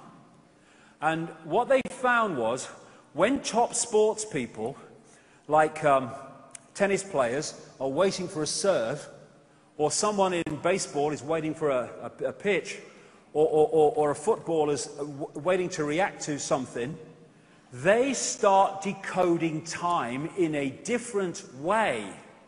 They decode it in a way that makes time to them pass slower. Because it's illusion, it's the way we decode it. Therefore, I went to Wimbledon once, the tennis, years ago when I was at the BBC. And I only watched one game, but I'm standing there and I'm watching this ball come across the net and I can't see it. It's like a blur at best, and there's this person going, boom, boom. I'm thinking, I can't see it, and he's hitting it down the line. Because this is where great sports people come from. They decode time in a different way. Therefore, we say of great footballers, they seem to have more time than anyone else because they're decoding it differently. Time is an illusion. And it's used to control us so powerfully. The body is a biological computer. And it allows us to experience this reality, but if that becomes the sense of who we are, we shut out that, and then big time we are open to control. We talk about a computer when it won't work and won't switch on. We say, my computer's dead. Well, when we die, we don't die. The computer ceases to function, and the true self goes on living its infinity. There is no death. And what do you do when your computer, oh, my computer's broken down, it won't work. What are you going to do? I'm going to get another computer. Reincarnation. So, then you have computers going into sleep mode. Well, so do we. Well, we tick over on very, very little energy, except me last night. I never slept a bloody wink. And then you have the antivirus systems in computers, which are seeking out threats to the operating system to give them a smack and stuff them out. We have a fantastically advanced one called the human immune system. And what happens when a new virus in the computer world comes and your antivirus technology is not used to it, it can get through and destroy the operating system. What happens when people like Europeans took smallpox to North America and the Native Americans, they went down like 9 pins because their antivirus, their immune system was not used to that. Same thing, just more advanced. The DNA is the human body computer's central processing unit, CPU, or rather hard drive. The brain is the CPU. It's the hard drive that holds the genetic blueprint.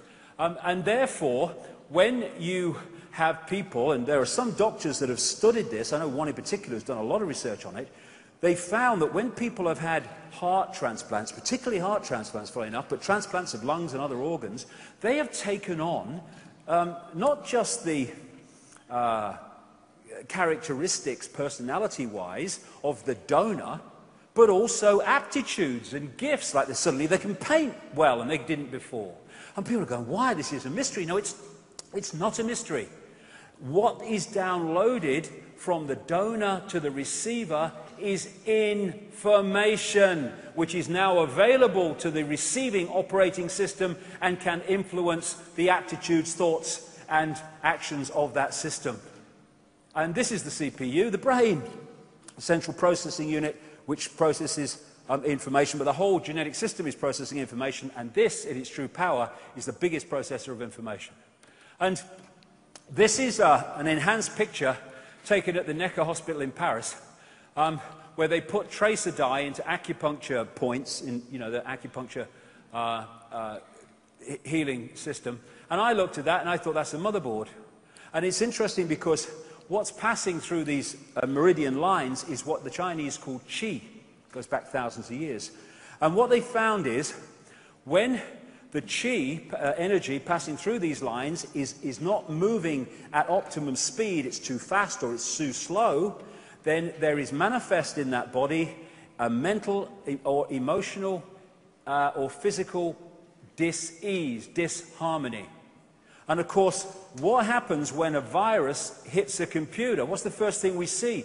Hey, my computer's ever so slow today. Yes, because the information is not passing round to optimum, so the computer is malfunctioning. The information is not passing around the body to optimum. The body computer is malfunctioning, which we call dis-ease. And what acupuncture is doing with the needles and various other techniques is balancing this flow of qi, information, to restore that harmony. So someone like Dogma, what do you think of that, Dogma? Oh, rubbish, rubbish. How can you put a needle in a toe to cure a headache? It's ridiculous. Okay, let me just take you through that, darling. These lines go around the body. They are circuits. And if the circuit affecting the head and causing the headache is blocked in the toe, Dogma, it's no bloody use putting a needle in the head, mate, is it? Is it, really? No. And that's the other thing. Computers and computer viruses, what are they? They are rogue information. They are rogue information that distorts the information balance and harmony of the computer operating system and thus distort the way it operates. When it happens in human beings, we call that illness and disease. Distorted information. That is what this is. That's what this is. They are distorting the operating system, the human body, so it will not read reality in its true potential sharpness and clarity. Therefore, here, in the holographic world of the conscious mind, we see food additives, stuff in water like fluoride, and all the crap that goes in kids' sodas and sweets and candies and all that stuff. But if you take that down to its base state, these are all vibrational information fields of great distortion. And thus, they are distorting the information balance of the body, and that's how food additives and additives to water and all the other stuff cause mental, emotional, and physical dis-ease. And they're doing it on purpose. And they're doing it on purpose because they are freaking insane. And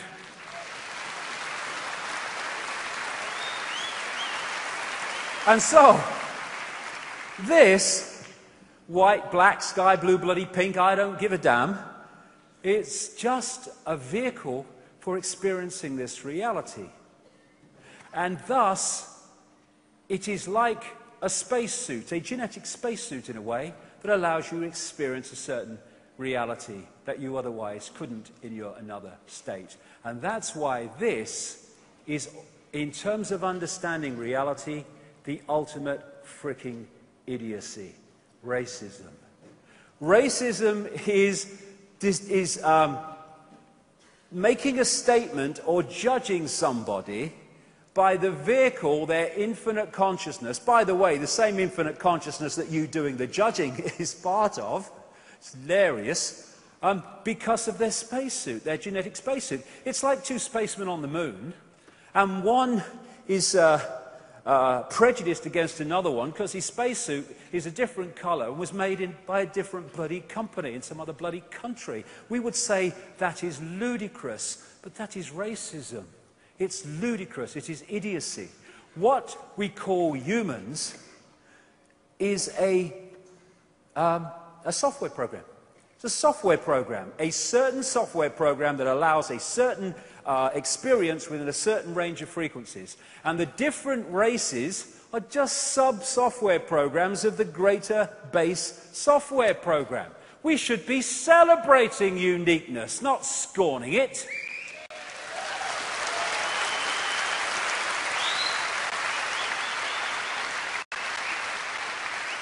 More the bloody merrier, I say. I've seen racial supremacists, and they're not all bloody white either. I'll tell you, you don't have to be white to be a racist. But I've seen racial supremacists, and I think if you're the bloody master race, I'd rather be like I am, thank you very much. Bloody hell. And DNA just turns out to be a software program. Of course it is, because it's part of the software program we call human. The San Francisco Chronicle did an article on DNA. It said DNA is a universal software code. From bacteria to humans, the basic instructions for life are written with the same language. You know, the difference in the codes, A, C, G, and T, my codes actually are quite unique. They're G and T, G and T, G and T.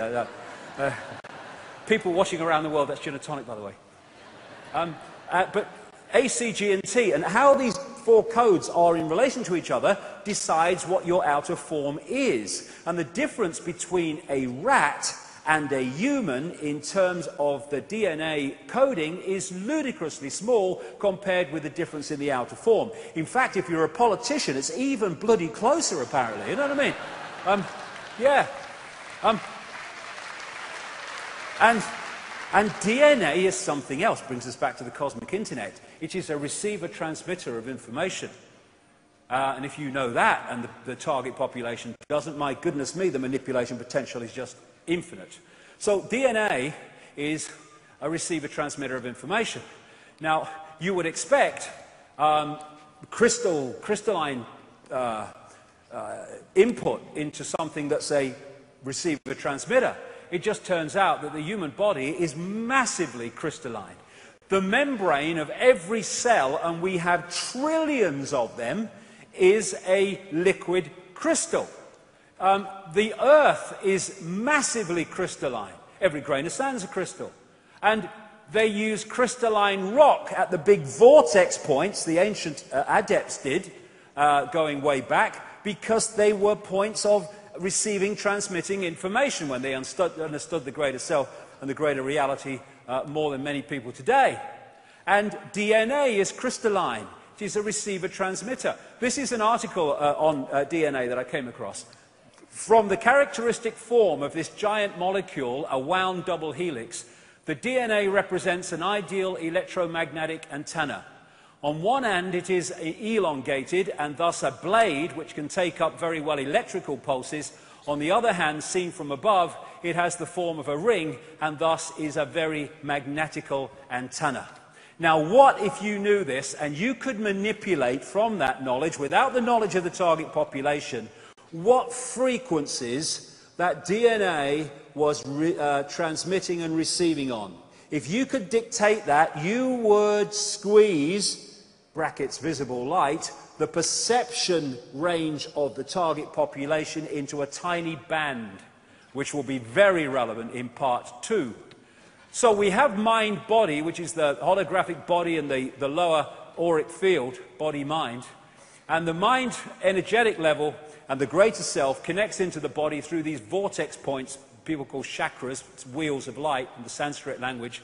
And it connects into the body through the endocrine system of glands. Now, two very, very important glands in the endocrine system that take us beyond the illusion into the greater reality are the pineal gland and the pituitary gland, which are part of the system that has become known as the third eye.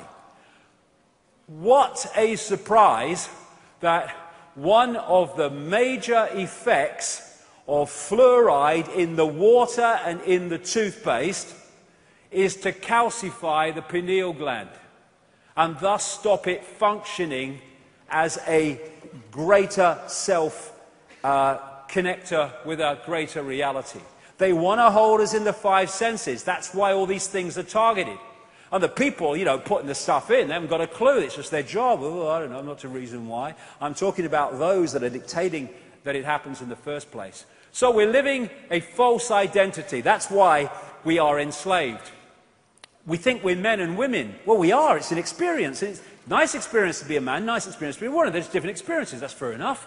But if we start identifying man and woman being who we are rather than what we're experiencing, then again we get caught in the illusion. How can men or women be what we are when through hormonal changes, i.e. vibrational changes here, information changes, you can go from a man to a woman, like that chicken a few years ago, freaky, that had that massive explosion of testosterone and went from a hen to a cockerel chasing the hens because of a chemical change. It's just a vehicle, it's not who we are. Same with our emotions, you know. Oh yes, it's my emotions, that's who I am. Well, how can they necessarily be what you are when you can be massively affected emotionally by chemical input? There was that woman a few years ago in all the papers who was a clinical depressive for 40 years, went into clinical depression out of nowhere, couldn't understand it, in institutions, out of institutions for 40 years, and someone asked her, interesting question, a relevant question, can you remember anything that happened just before this happened? And they said, well, the only thing I can remember is I had 19 tooth fillings with mercury. So then she had a mercury detox after having the fillings taken out and changed, and 40 years of clinical depression disappeared. And she would have said for 40 years, I'm a clinical depressive. No! That's a malfunction of your operating system. It's not who you are. So, it's a question that's worth asking. If the world's not solid, what's going on? Because it bloody seems so solid, doesn't it? Well, yes, it does. I grant you that. I mean, all these things look very, very solid, and if you bang your head against them, it hurts. But if you walk through fire, you get burned.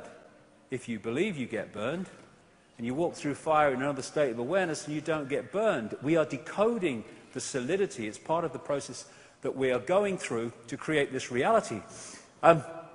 Quantum physics has long shown this reality is not solid and can't be solid. They say it's made of atoms. Well, atoms have no solidity.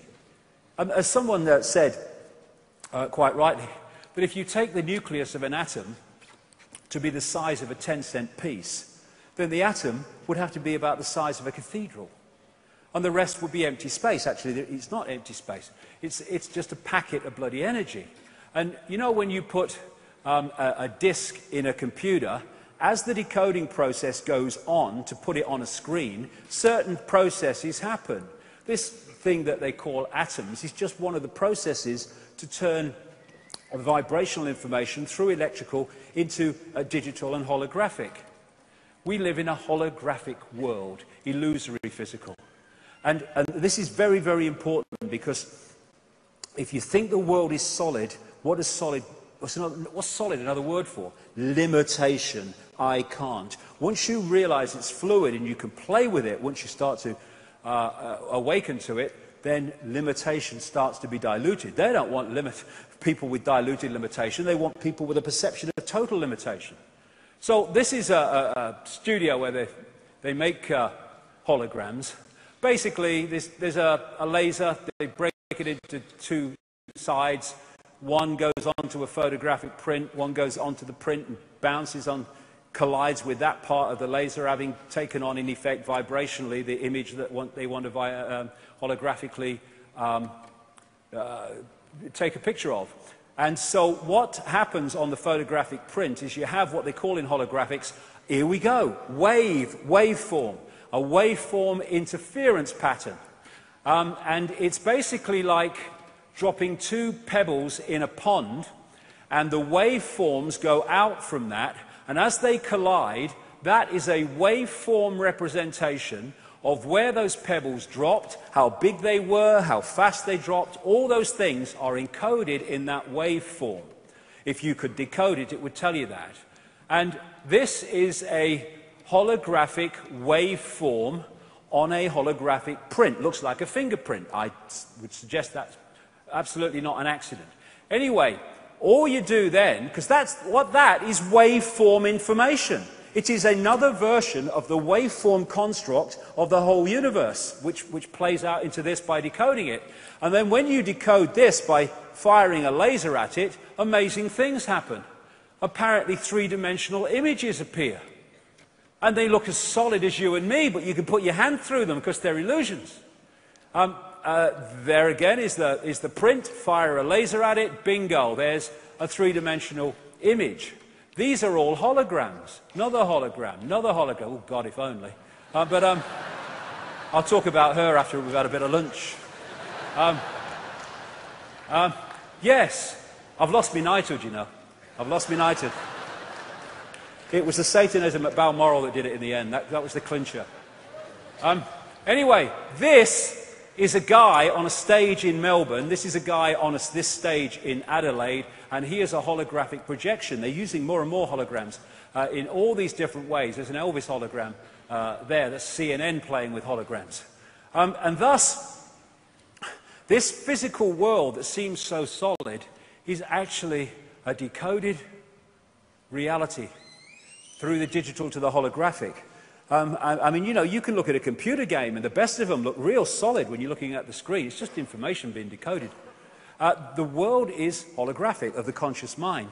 In 2009, after I've been talking about this and writing about this for years, I came across this New Scientist magazine, centre of mainstream science in Britain magazine, from 2009, and the front cover was, "You are a hologram projected from the edge of the universe." Because some mainstream scientists even now are seeing that the cul-de-sacs exist for all the mainstream explanations for reality. They go nowhere. There has to be another explanation, and a number of them are now going into the holographic level. But we're not. It's not a hologram projected from the edge of the universe. It's not. It's a hologram being decoded from information that pervades the frickin' universe. That's what it is. And there's this other thing about this question that many scientists have, when they've seen that something can take a waveform and a particle form at the same time. How is that possible? Well, let's look at the hologram. When you have your holographic print, your information construct in waveform, and you decode it with the laser and it projects the three-dimensional illusory physical image, then you have the physical and you have the waveform at the same time. Not only that, they have to exist at the same time, because that is merely a projection from that. Take away that, you take away that. And the other great thing is it explains so much, this one. The other great thing about holograms is that every part of a hologram is a smaller version of the whole. Thus, if you take a holographic print and you cut it into 4 and fire the laser at each one, you do not get a quarter part of the picture, you get a quarter-size version of the whole picture. So every part of a hologram is a smaller version of the whole. Yes, the smaller you go, the less clarity you get, but it's still a smaller version of the whole, and that's what this is. Reflexology and acupuncture and other alternative ways of healing can find places on the hands and the feet where they can treat organs and other parts of the body, because the feet, the ear, the hand are just smaller parts of the body hologram. Therefore, there is a connection between them fundamentally, and if you treat the smaller part of the hologram, you affect the whole hologram. This is why acupuncture can find, reflexology can find these points on the ear, for instance, which represent all different parts of the body. And palm reading and all that stuff is from this, because in that hand is information from the entire body. So we have as above, so below. We have the human energy field in the smaller part of the hologram, and we have the earth energy field in the greater part of the hologram. We have the hologram, again, expressed there in the brain cell and the universe. And as William Blake, in a greater part of that poem, to see a world in a grain of sand and heaven in a wild flower, hold infinity in the palm of your hand and eternity in an hour. A pinhead and infinity are the same thing. This is just one point, literally, within the greater ocean. And this is what we are, a point of attention within the greater ocean. And again, scientists have said, how can particles communicate when they're billions of miles apart and communicate instantly? Answer, they are not billions of miles apart. They are expressions of the one infinite whole, and thus, when they move as the one infinite whole, their communication must be instant, because there is actually no space between them. And then, dogmas. Dogma's got a fret on now. Astrology. Astrology! Freaks! Rubbish! Well, let's have a look what astrology is. We see planets and stuff like that moving around. But if we go back to the waveform construct from which everything comes, this is just the holographic decoded level of them, they are information fields. And as they move through the greater information field, they are impacting cosmic internet, posting, receiving, upon the greater field. We interact with that greater field. So as the planets move, the information fields move, and affect the greater field, they are influencing us. And if we are locked into a certain point in this cycle, then we take on a different expression of that universal field when we connect with it, what we call birth. Some people say, when we are first created, and before the birth process happens. But therefore, we take on a different field, part of the universal field. So as we go through life, we are going to be influenced and be affected by the greater changes in the greater field as the planets move around and go into their conjunctions and stuff, than someone who comes in at a different point and therefore takes on a different expression of that field. It's all energy interacting with each other, information interacting with each other. And when you take the holographic nature of reality, never mind the greater consciousness, even at the level of the body, we are a smaller version of the universe. Because the universe is holographic, therefore we are a smaller version of the universe. We've come a bloody long way from Charlie Smith driving his bus and Ethel Jones at the store, that they want us to believe we are. Then there's the digital level. This is another level which can explain a lot of things. Then now, this is getting closer and closer to our reality now, our experienced reality. They're now creating digital holograms. This is a mainstream media report about them, and it says, and they look real, so real that when Ford used a digital hologram to show off a car concept model, people stopped, afraid to walk into it. They thought the holographic car was really there. That car is a hologram. It's not solid, but just appears so. This digital hologram has taken it even further. Now, what are numbers? What is this digital level? It's the digital level of the universe that numerology comes in to. Because all these different levels, the waveform, the electrical, the digital, and the holographic, are all expressions of the same information. They just express themselves differently, but it's the same information. So these numbers at the digital level are number expressions of vibrational information states. And the ancients, when they used to build their buildings, and they used to build them under this sacred geometry, as they call it, with pi, golden mean, the Fibonacci sequence that you find throughout nature, they knew that if they got the digital, they call it that, the numbers right, the mathematics right, then they were bringing into that building certain information vibrational states, because that is just a reflection of that. If you get the numbers right, you create vibrational information here that expresses that, or it goes the other way. And they understood that. So get the numbers right, you get the information in the building you're building right. And they are expressing A, C, G, and T, the codes of DNA, now as binary codes. On-off electrical charges. Where do you find them? In computers. And so, what does this all mean? I'm not sure, but we'll see. What does all this mean? It means we're living a false identity. And it's that false identity that holds us in servitude. We think we're humans, which is an experience. What we are is infinite awareness having that experience. And once we self-identify with the experience instead of with I am all that is ever can be, then we're pulled into the matrix, we're pulled into the illusion, we're pulled into enslavement. You can see on the lower levels of the greater self now this technology that can capture these energy fields.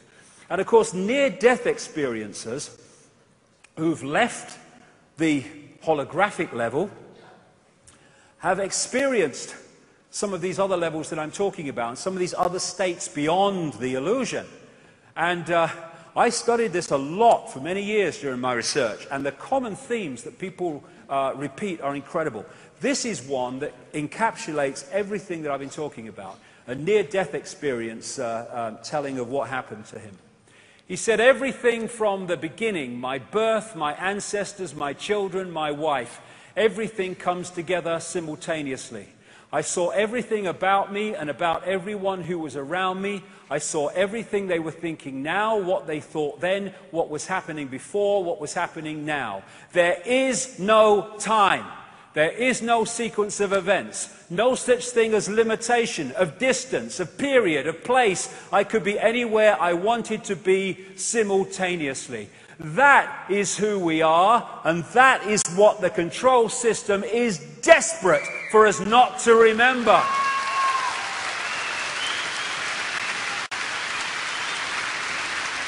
And when we get caught in the telescope, in the lens, we can get caught in the illusion of time and space. And massively involved in that are the two hemispheres of the brain.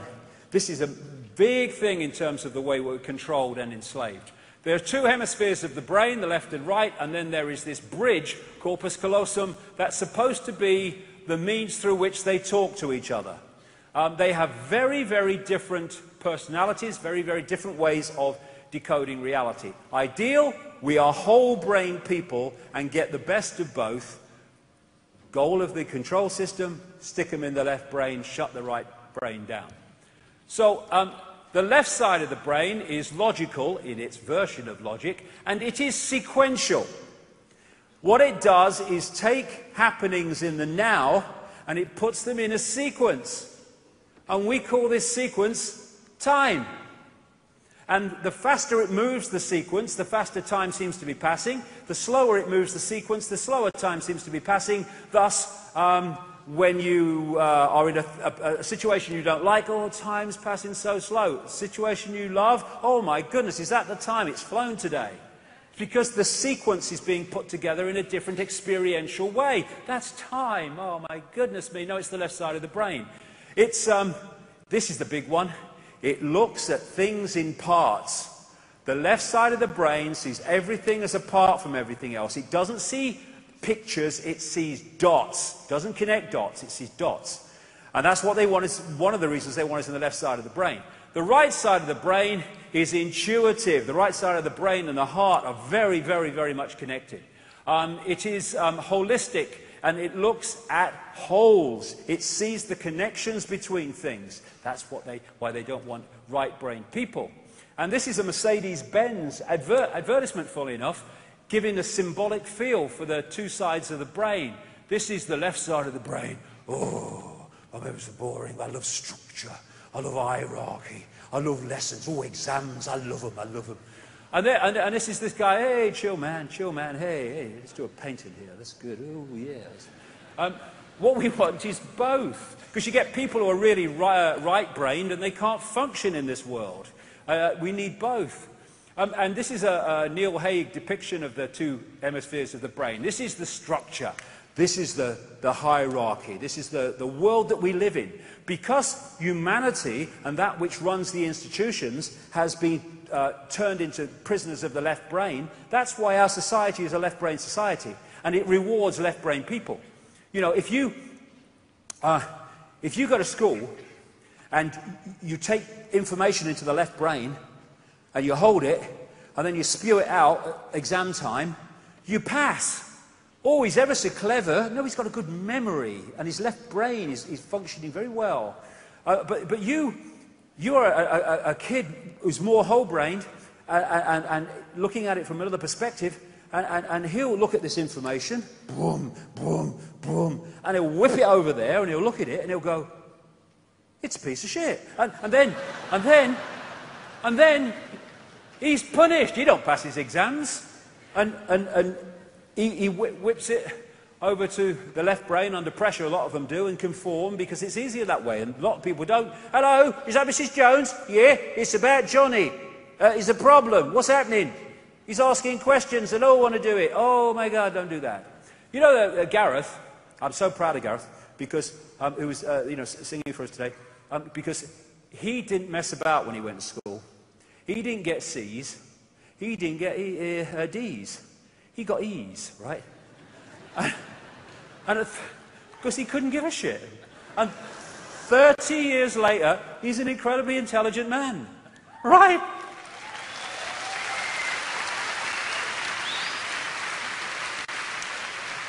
And here's another Neil Haig depiction. What this system is set up to do, therefore, and what I've just described is part of it, is to firewall off the left side of the brain and keep right-brain people out.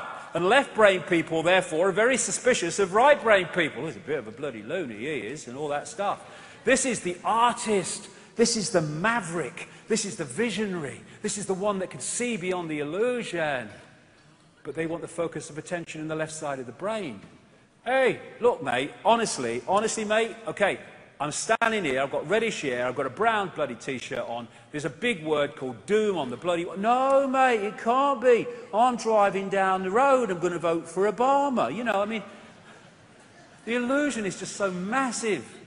And this is Jill Bolte-Taylor, she's a brain scientist, and she had a stroke in the left side of the brain in 1996, one morning, and as the stroke was happening, she was getting more and more outside of this reality that we call the real world.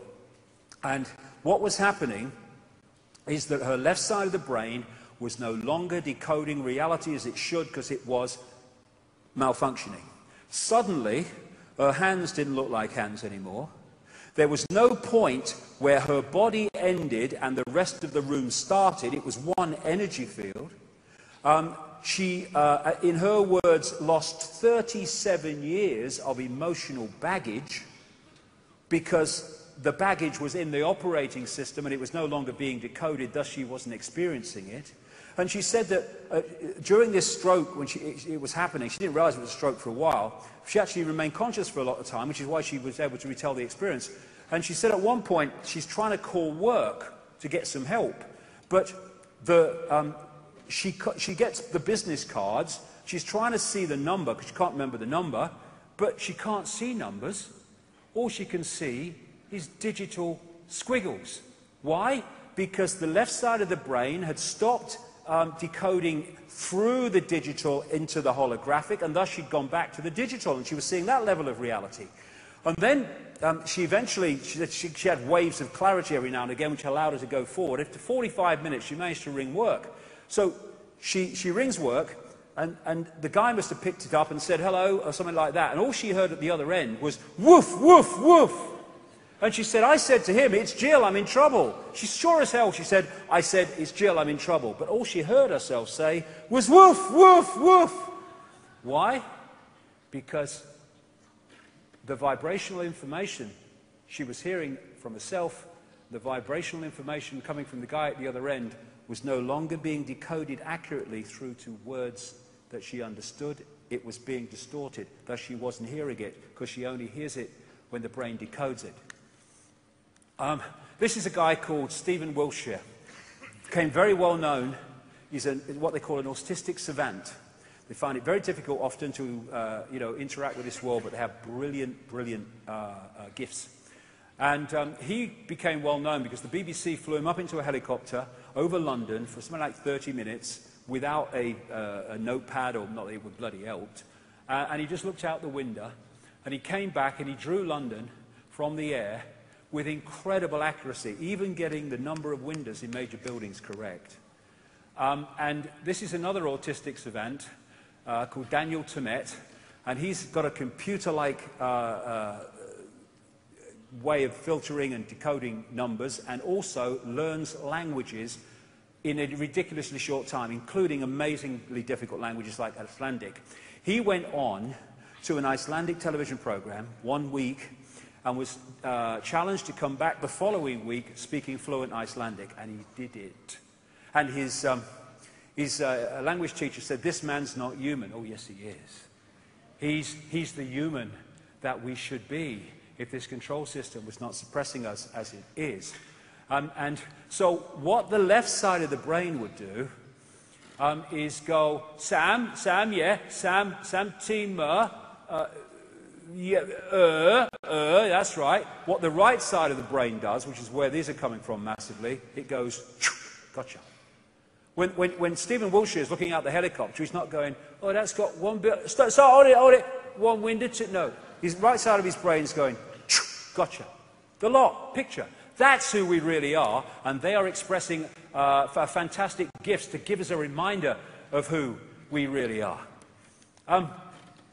They are capturing or accessing deeper levels of infinite potential, which people are not doing when they're held in the five senses.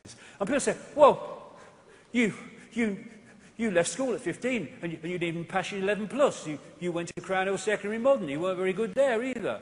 Well, they know what they're talking about. Why don't they tell us? Well, I'll tell you why they don't tell us, because they don't bloody know half the time, because the funding and the structure of science make sure they don't know. And singing from the song sheet to maintain your credibility within mainstream science, make sure they don't know. But also, the disciplines of science are looking at dots. This is my discipline. This is my discipline. And they fight for funding and prestige. They don't bloody talk to each other half the time. They don't connect dots. They're just focused on one dot. And if you look at the world like that, how the hell are you going to connect the dots to see how the world picture is put together? You're not. We worship the intellect. Boom, boom. Have you noticed? Not by accident. They're putting kids through what you might call academic type subjects, boom, left brain, earlier and earlier.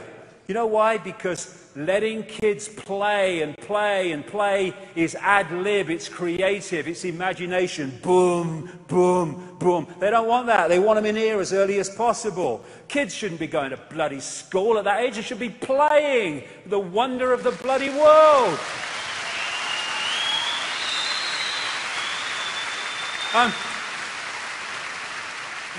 Compared with consciousness, compared with the heart innate intelligence, this is the village bloody idiot, but we worship it. This is the isolated intellect. That's why the world's bloody mad.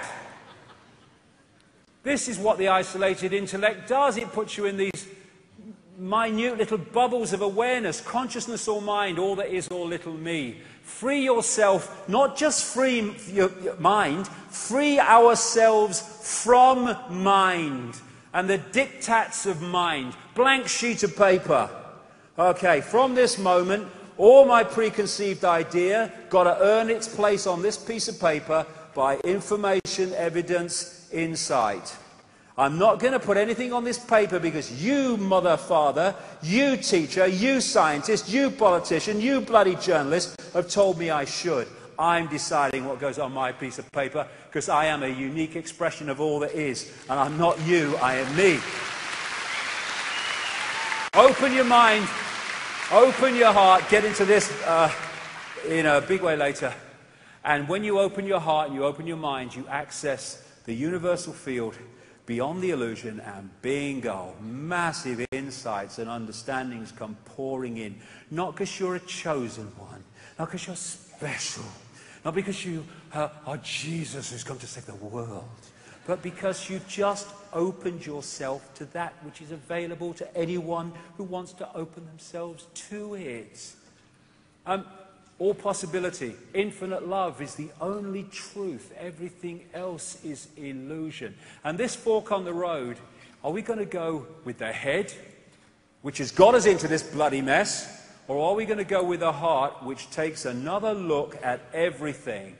Or even better, are we going to bring them together so they work as one unit in unison and we get the best of both? Consciousness or clones, that's the fork on the road.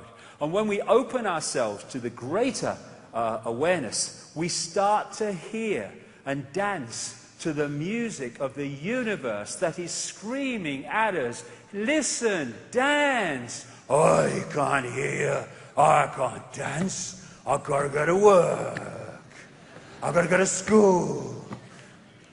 And John Milton said, those who danced were thought to be quite insane by those who could not hear the music. Those who were closed to the music, oh my God, it's so sad. They think you're crazy because you can hear what they can't hear, and thus you see and experience and behave in ways that they cannot understand. It's not that one is right or wrong, it's that one is coming from a different sense of reality. William Blake, if the doors of perception were cleansed, everything would be appear to man as it is, infinite. The conspiracy wants to make sure those doors to perception are never cleansed. And they do it through manipulation of our perceptions, through words, through religion, through education, through food additives that distort the brain and rewire it. And George Carlin, the great George Carlin, American comedian, he said, they don't want a population of citizens capable of critical thinking. They don't want well-informed, well-educated people capable of critical thinking. They're not interested in that. That doesn't help them. That's against their interests. They don't want people who are smart enough to sit around the kitchen table and figure out how badly they're getting fucked by a system that threw them overboard 30 years ago. That's what they don't want. And what, as I come to the end of this first part, what we have been subjected to, not just these generations, but for generations untold, is a gigantic hoax. A hoax that has sold us a fake reality, a fake version of how we should live our lives, and thus they have enslaved infinite awareness in a perception of little me. And here's a short video. It is absolutely brilliant, and it encapsulates the point I'm making here. This is fantastic. in music, one doesn't make the end of the composition the point of the composition. If that were so, the best conductors would be those who played fastest. And there would be composers who wrote only finales. People go to concerts just to hear one crashing chord, because that's the end. But we don't see that as something brought by our education into our everyday conduct. We've got a system of schooling which gives a completely different impression. It's all graded. And what we do is we put the child into the corridor of this grade system with a kind of, come on, kitty, kitty, kitty. And yeah, you go to kindergarten, you know. And that's a great thing, because when you finish that, you'll get into first grade. Woo! And then, come on, first grade leads to second grade, and so on, and then you get out of grade school, you go to high school, and it's revving up, the thing is coming. Then you're going to go to college, and by Jove, then you get into graduate school, and when you're through with graduate school, you go out to join the world. And then you get into some racket where you're selling insurance. And they've got that quota to make. And you're going to make that. And all the time, the thing is coming. It's coming. It's coming. That great thing, the success you're working for. Then when you wake up one day about 40 years old, you say, my God, I've arrived. I'm there. And you don't feel very different from what you always felt. And there's a slight letdown because you feel there's a hoax. And there was a hoax. A dreadful hoax. They made you miss everything. We thought of life by analogy with a journey, with a pilgrimage, which had a serious purpose at the end, and the thing was to get to that end, success or whatever it is, or maybe heaven after you're dead.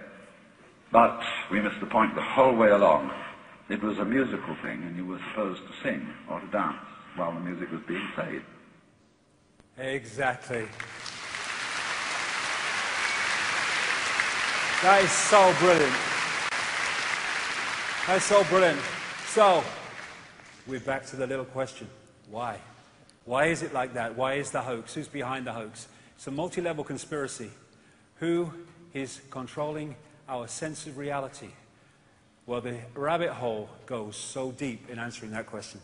And in part two, when we've had a break for an hour for some lunch, and we'll be back absolutely on an hour, because I've got so much to get through today, I will be going, in my experience anyway, deeper in the rabbit hole than has gone before in seeing where this is all coming from. And that's the end of part one. See you in an hour. Thank you very much. Thank you.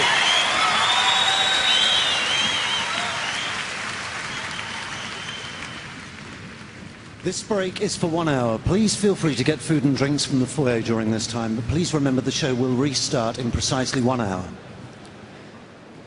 David Icke was changed forever in 1991 after a series of extraordinary experiences amid the ancient sights and stunning landscapes of Peru. What happened set him on an incredible journey that's brought mass ridicule, dismissal, but ultimately recognition that he has something unique to say about the world, the nature of reality, and the forces that manipulate and dictate the direction of human society. David Icke returned to Peru, follows the incredible places that he visited on that first momentous trip, plus many more. A group from around the world went with him to the breathtaking Machu Picchu, Lake Titicaca, and other locations and power centers in this incredible country. This new and exclusive DVD is available to buy in the foyer now. Please just ask one of the sales assistants for details.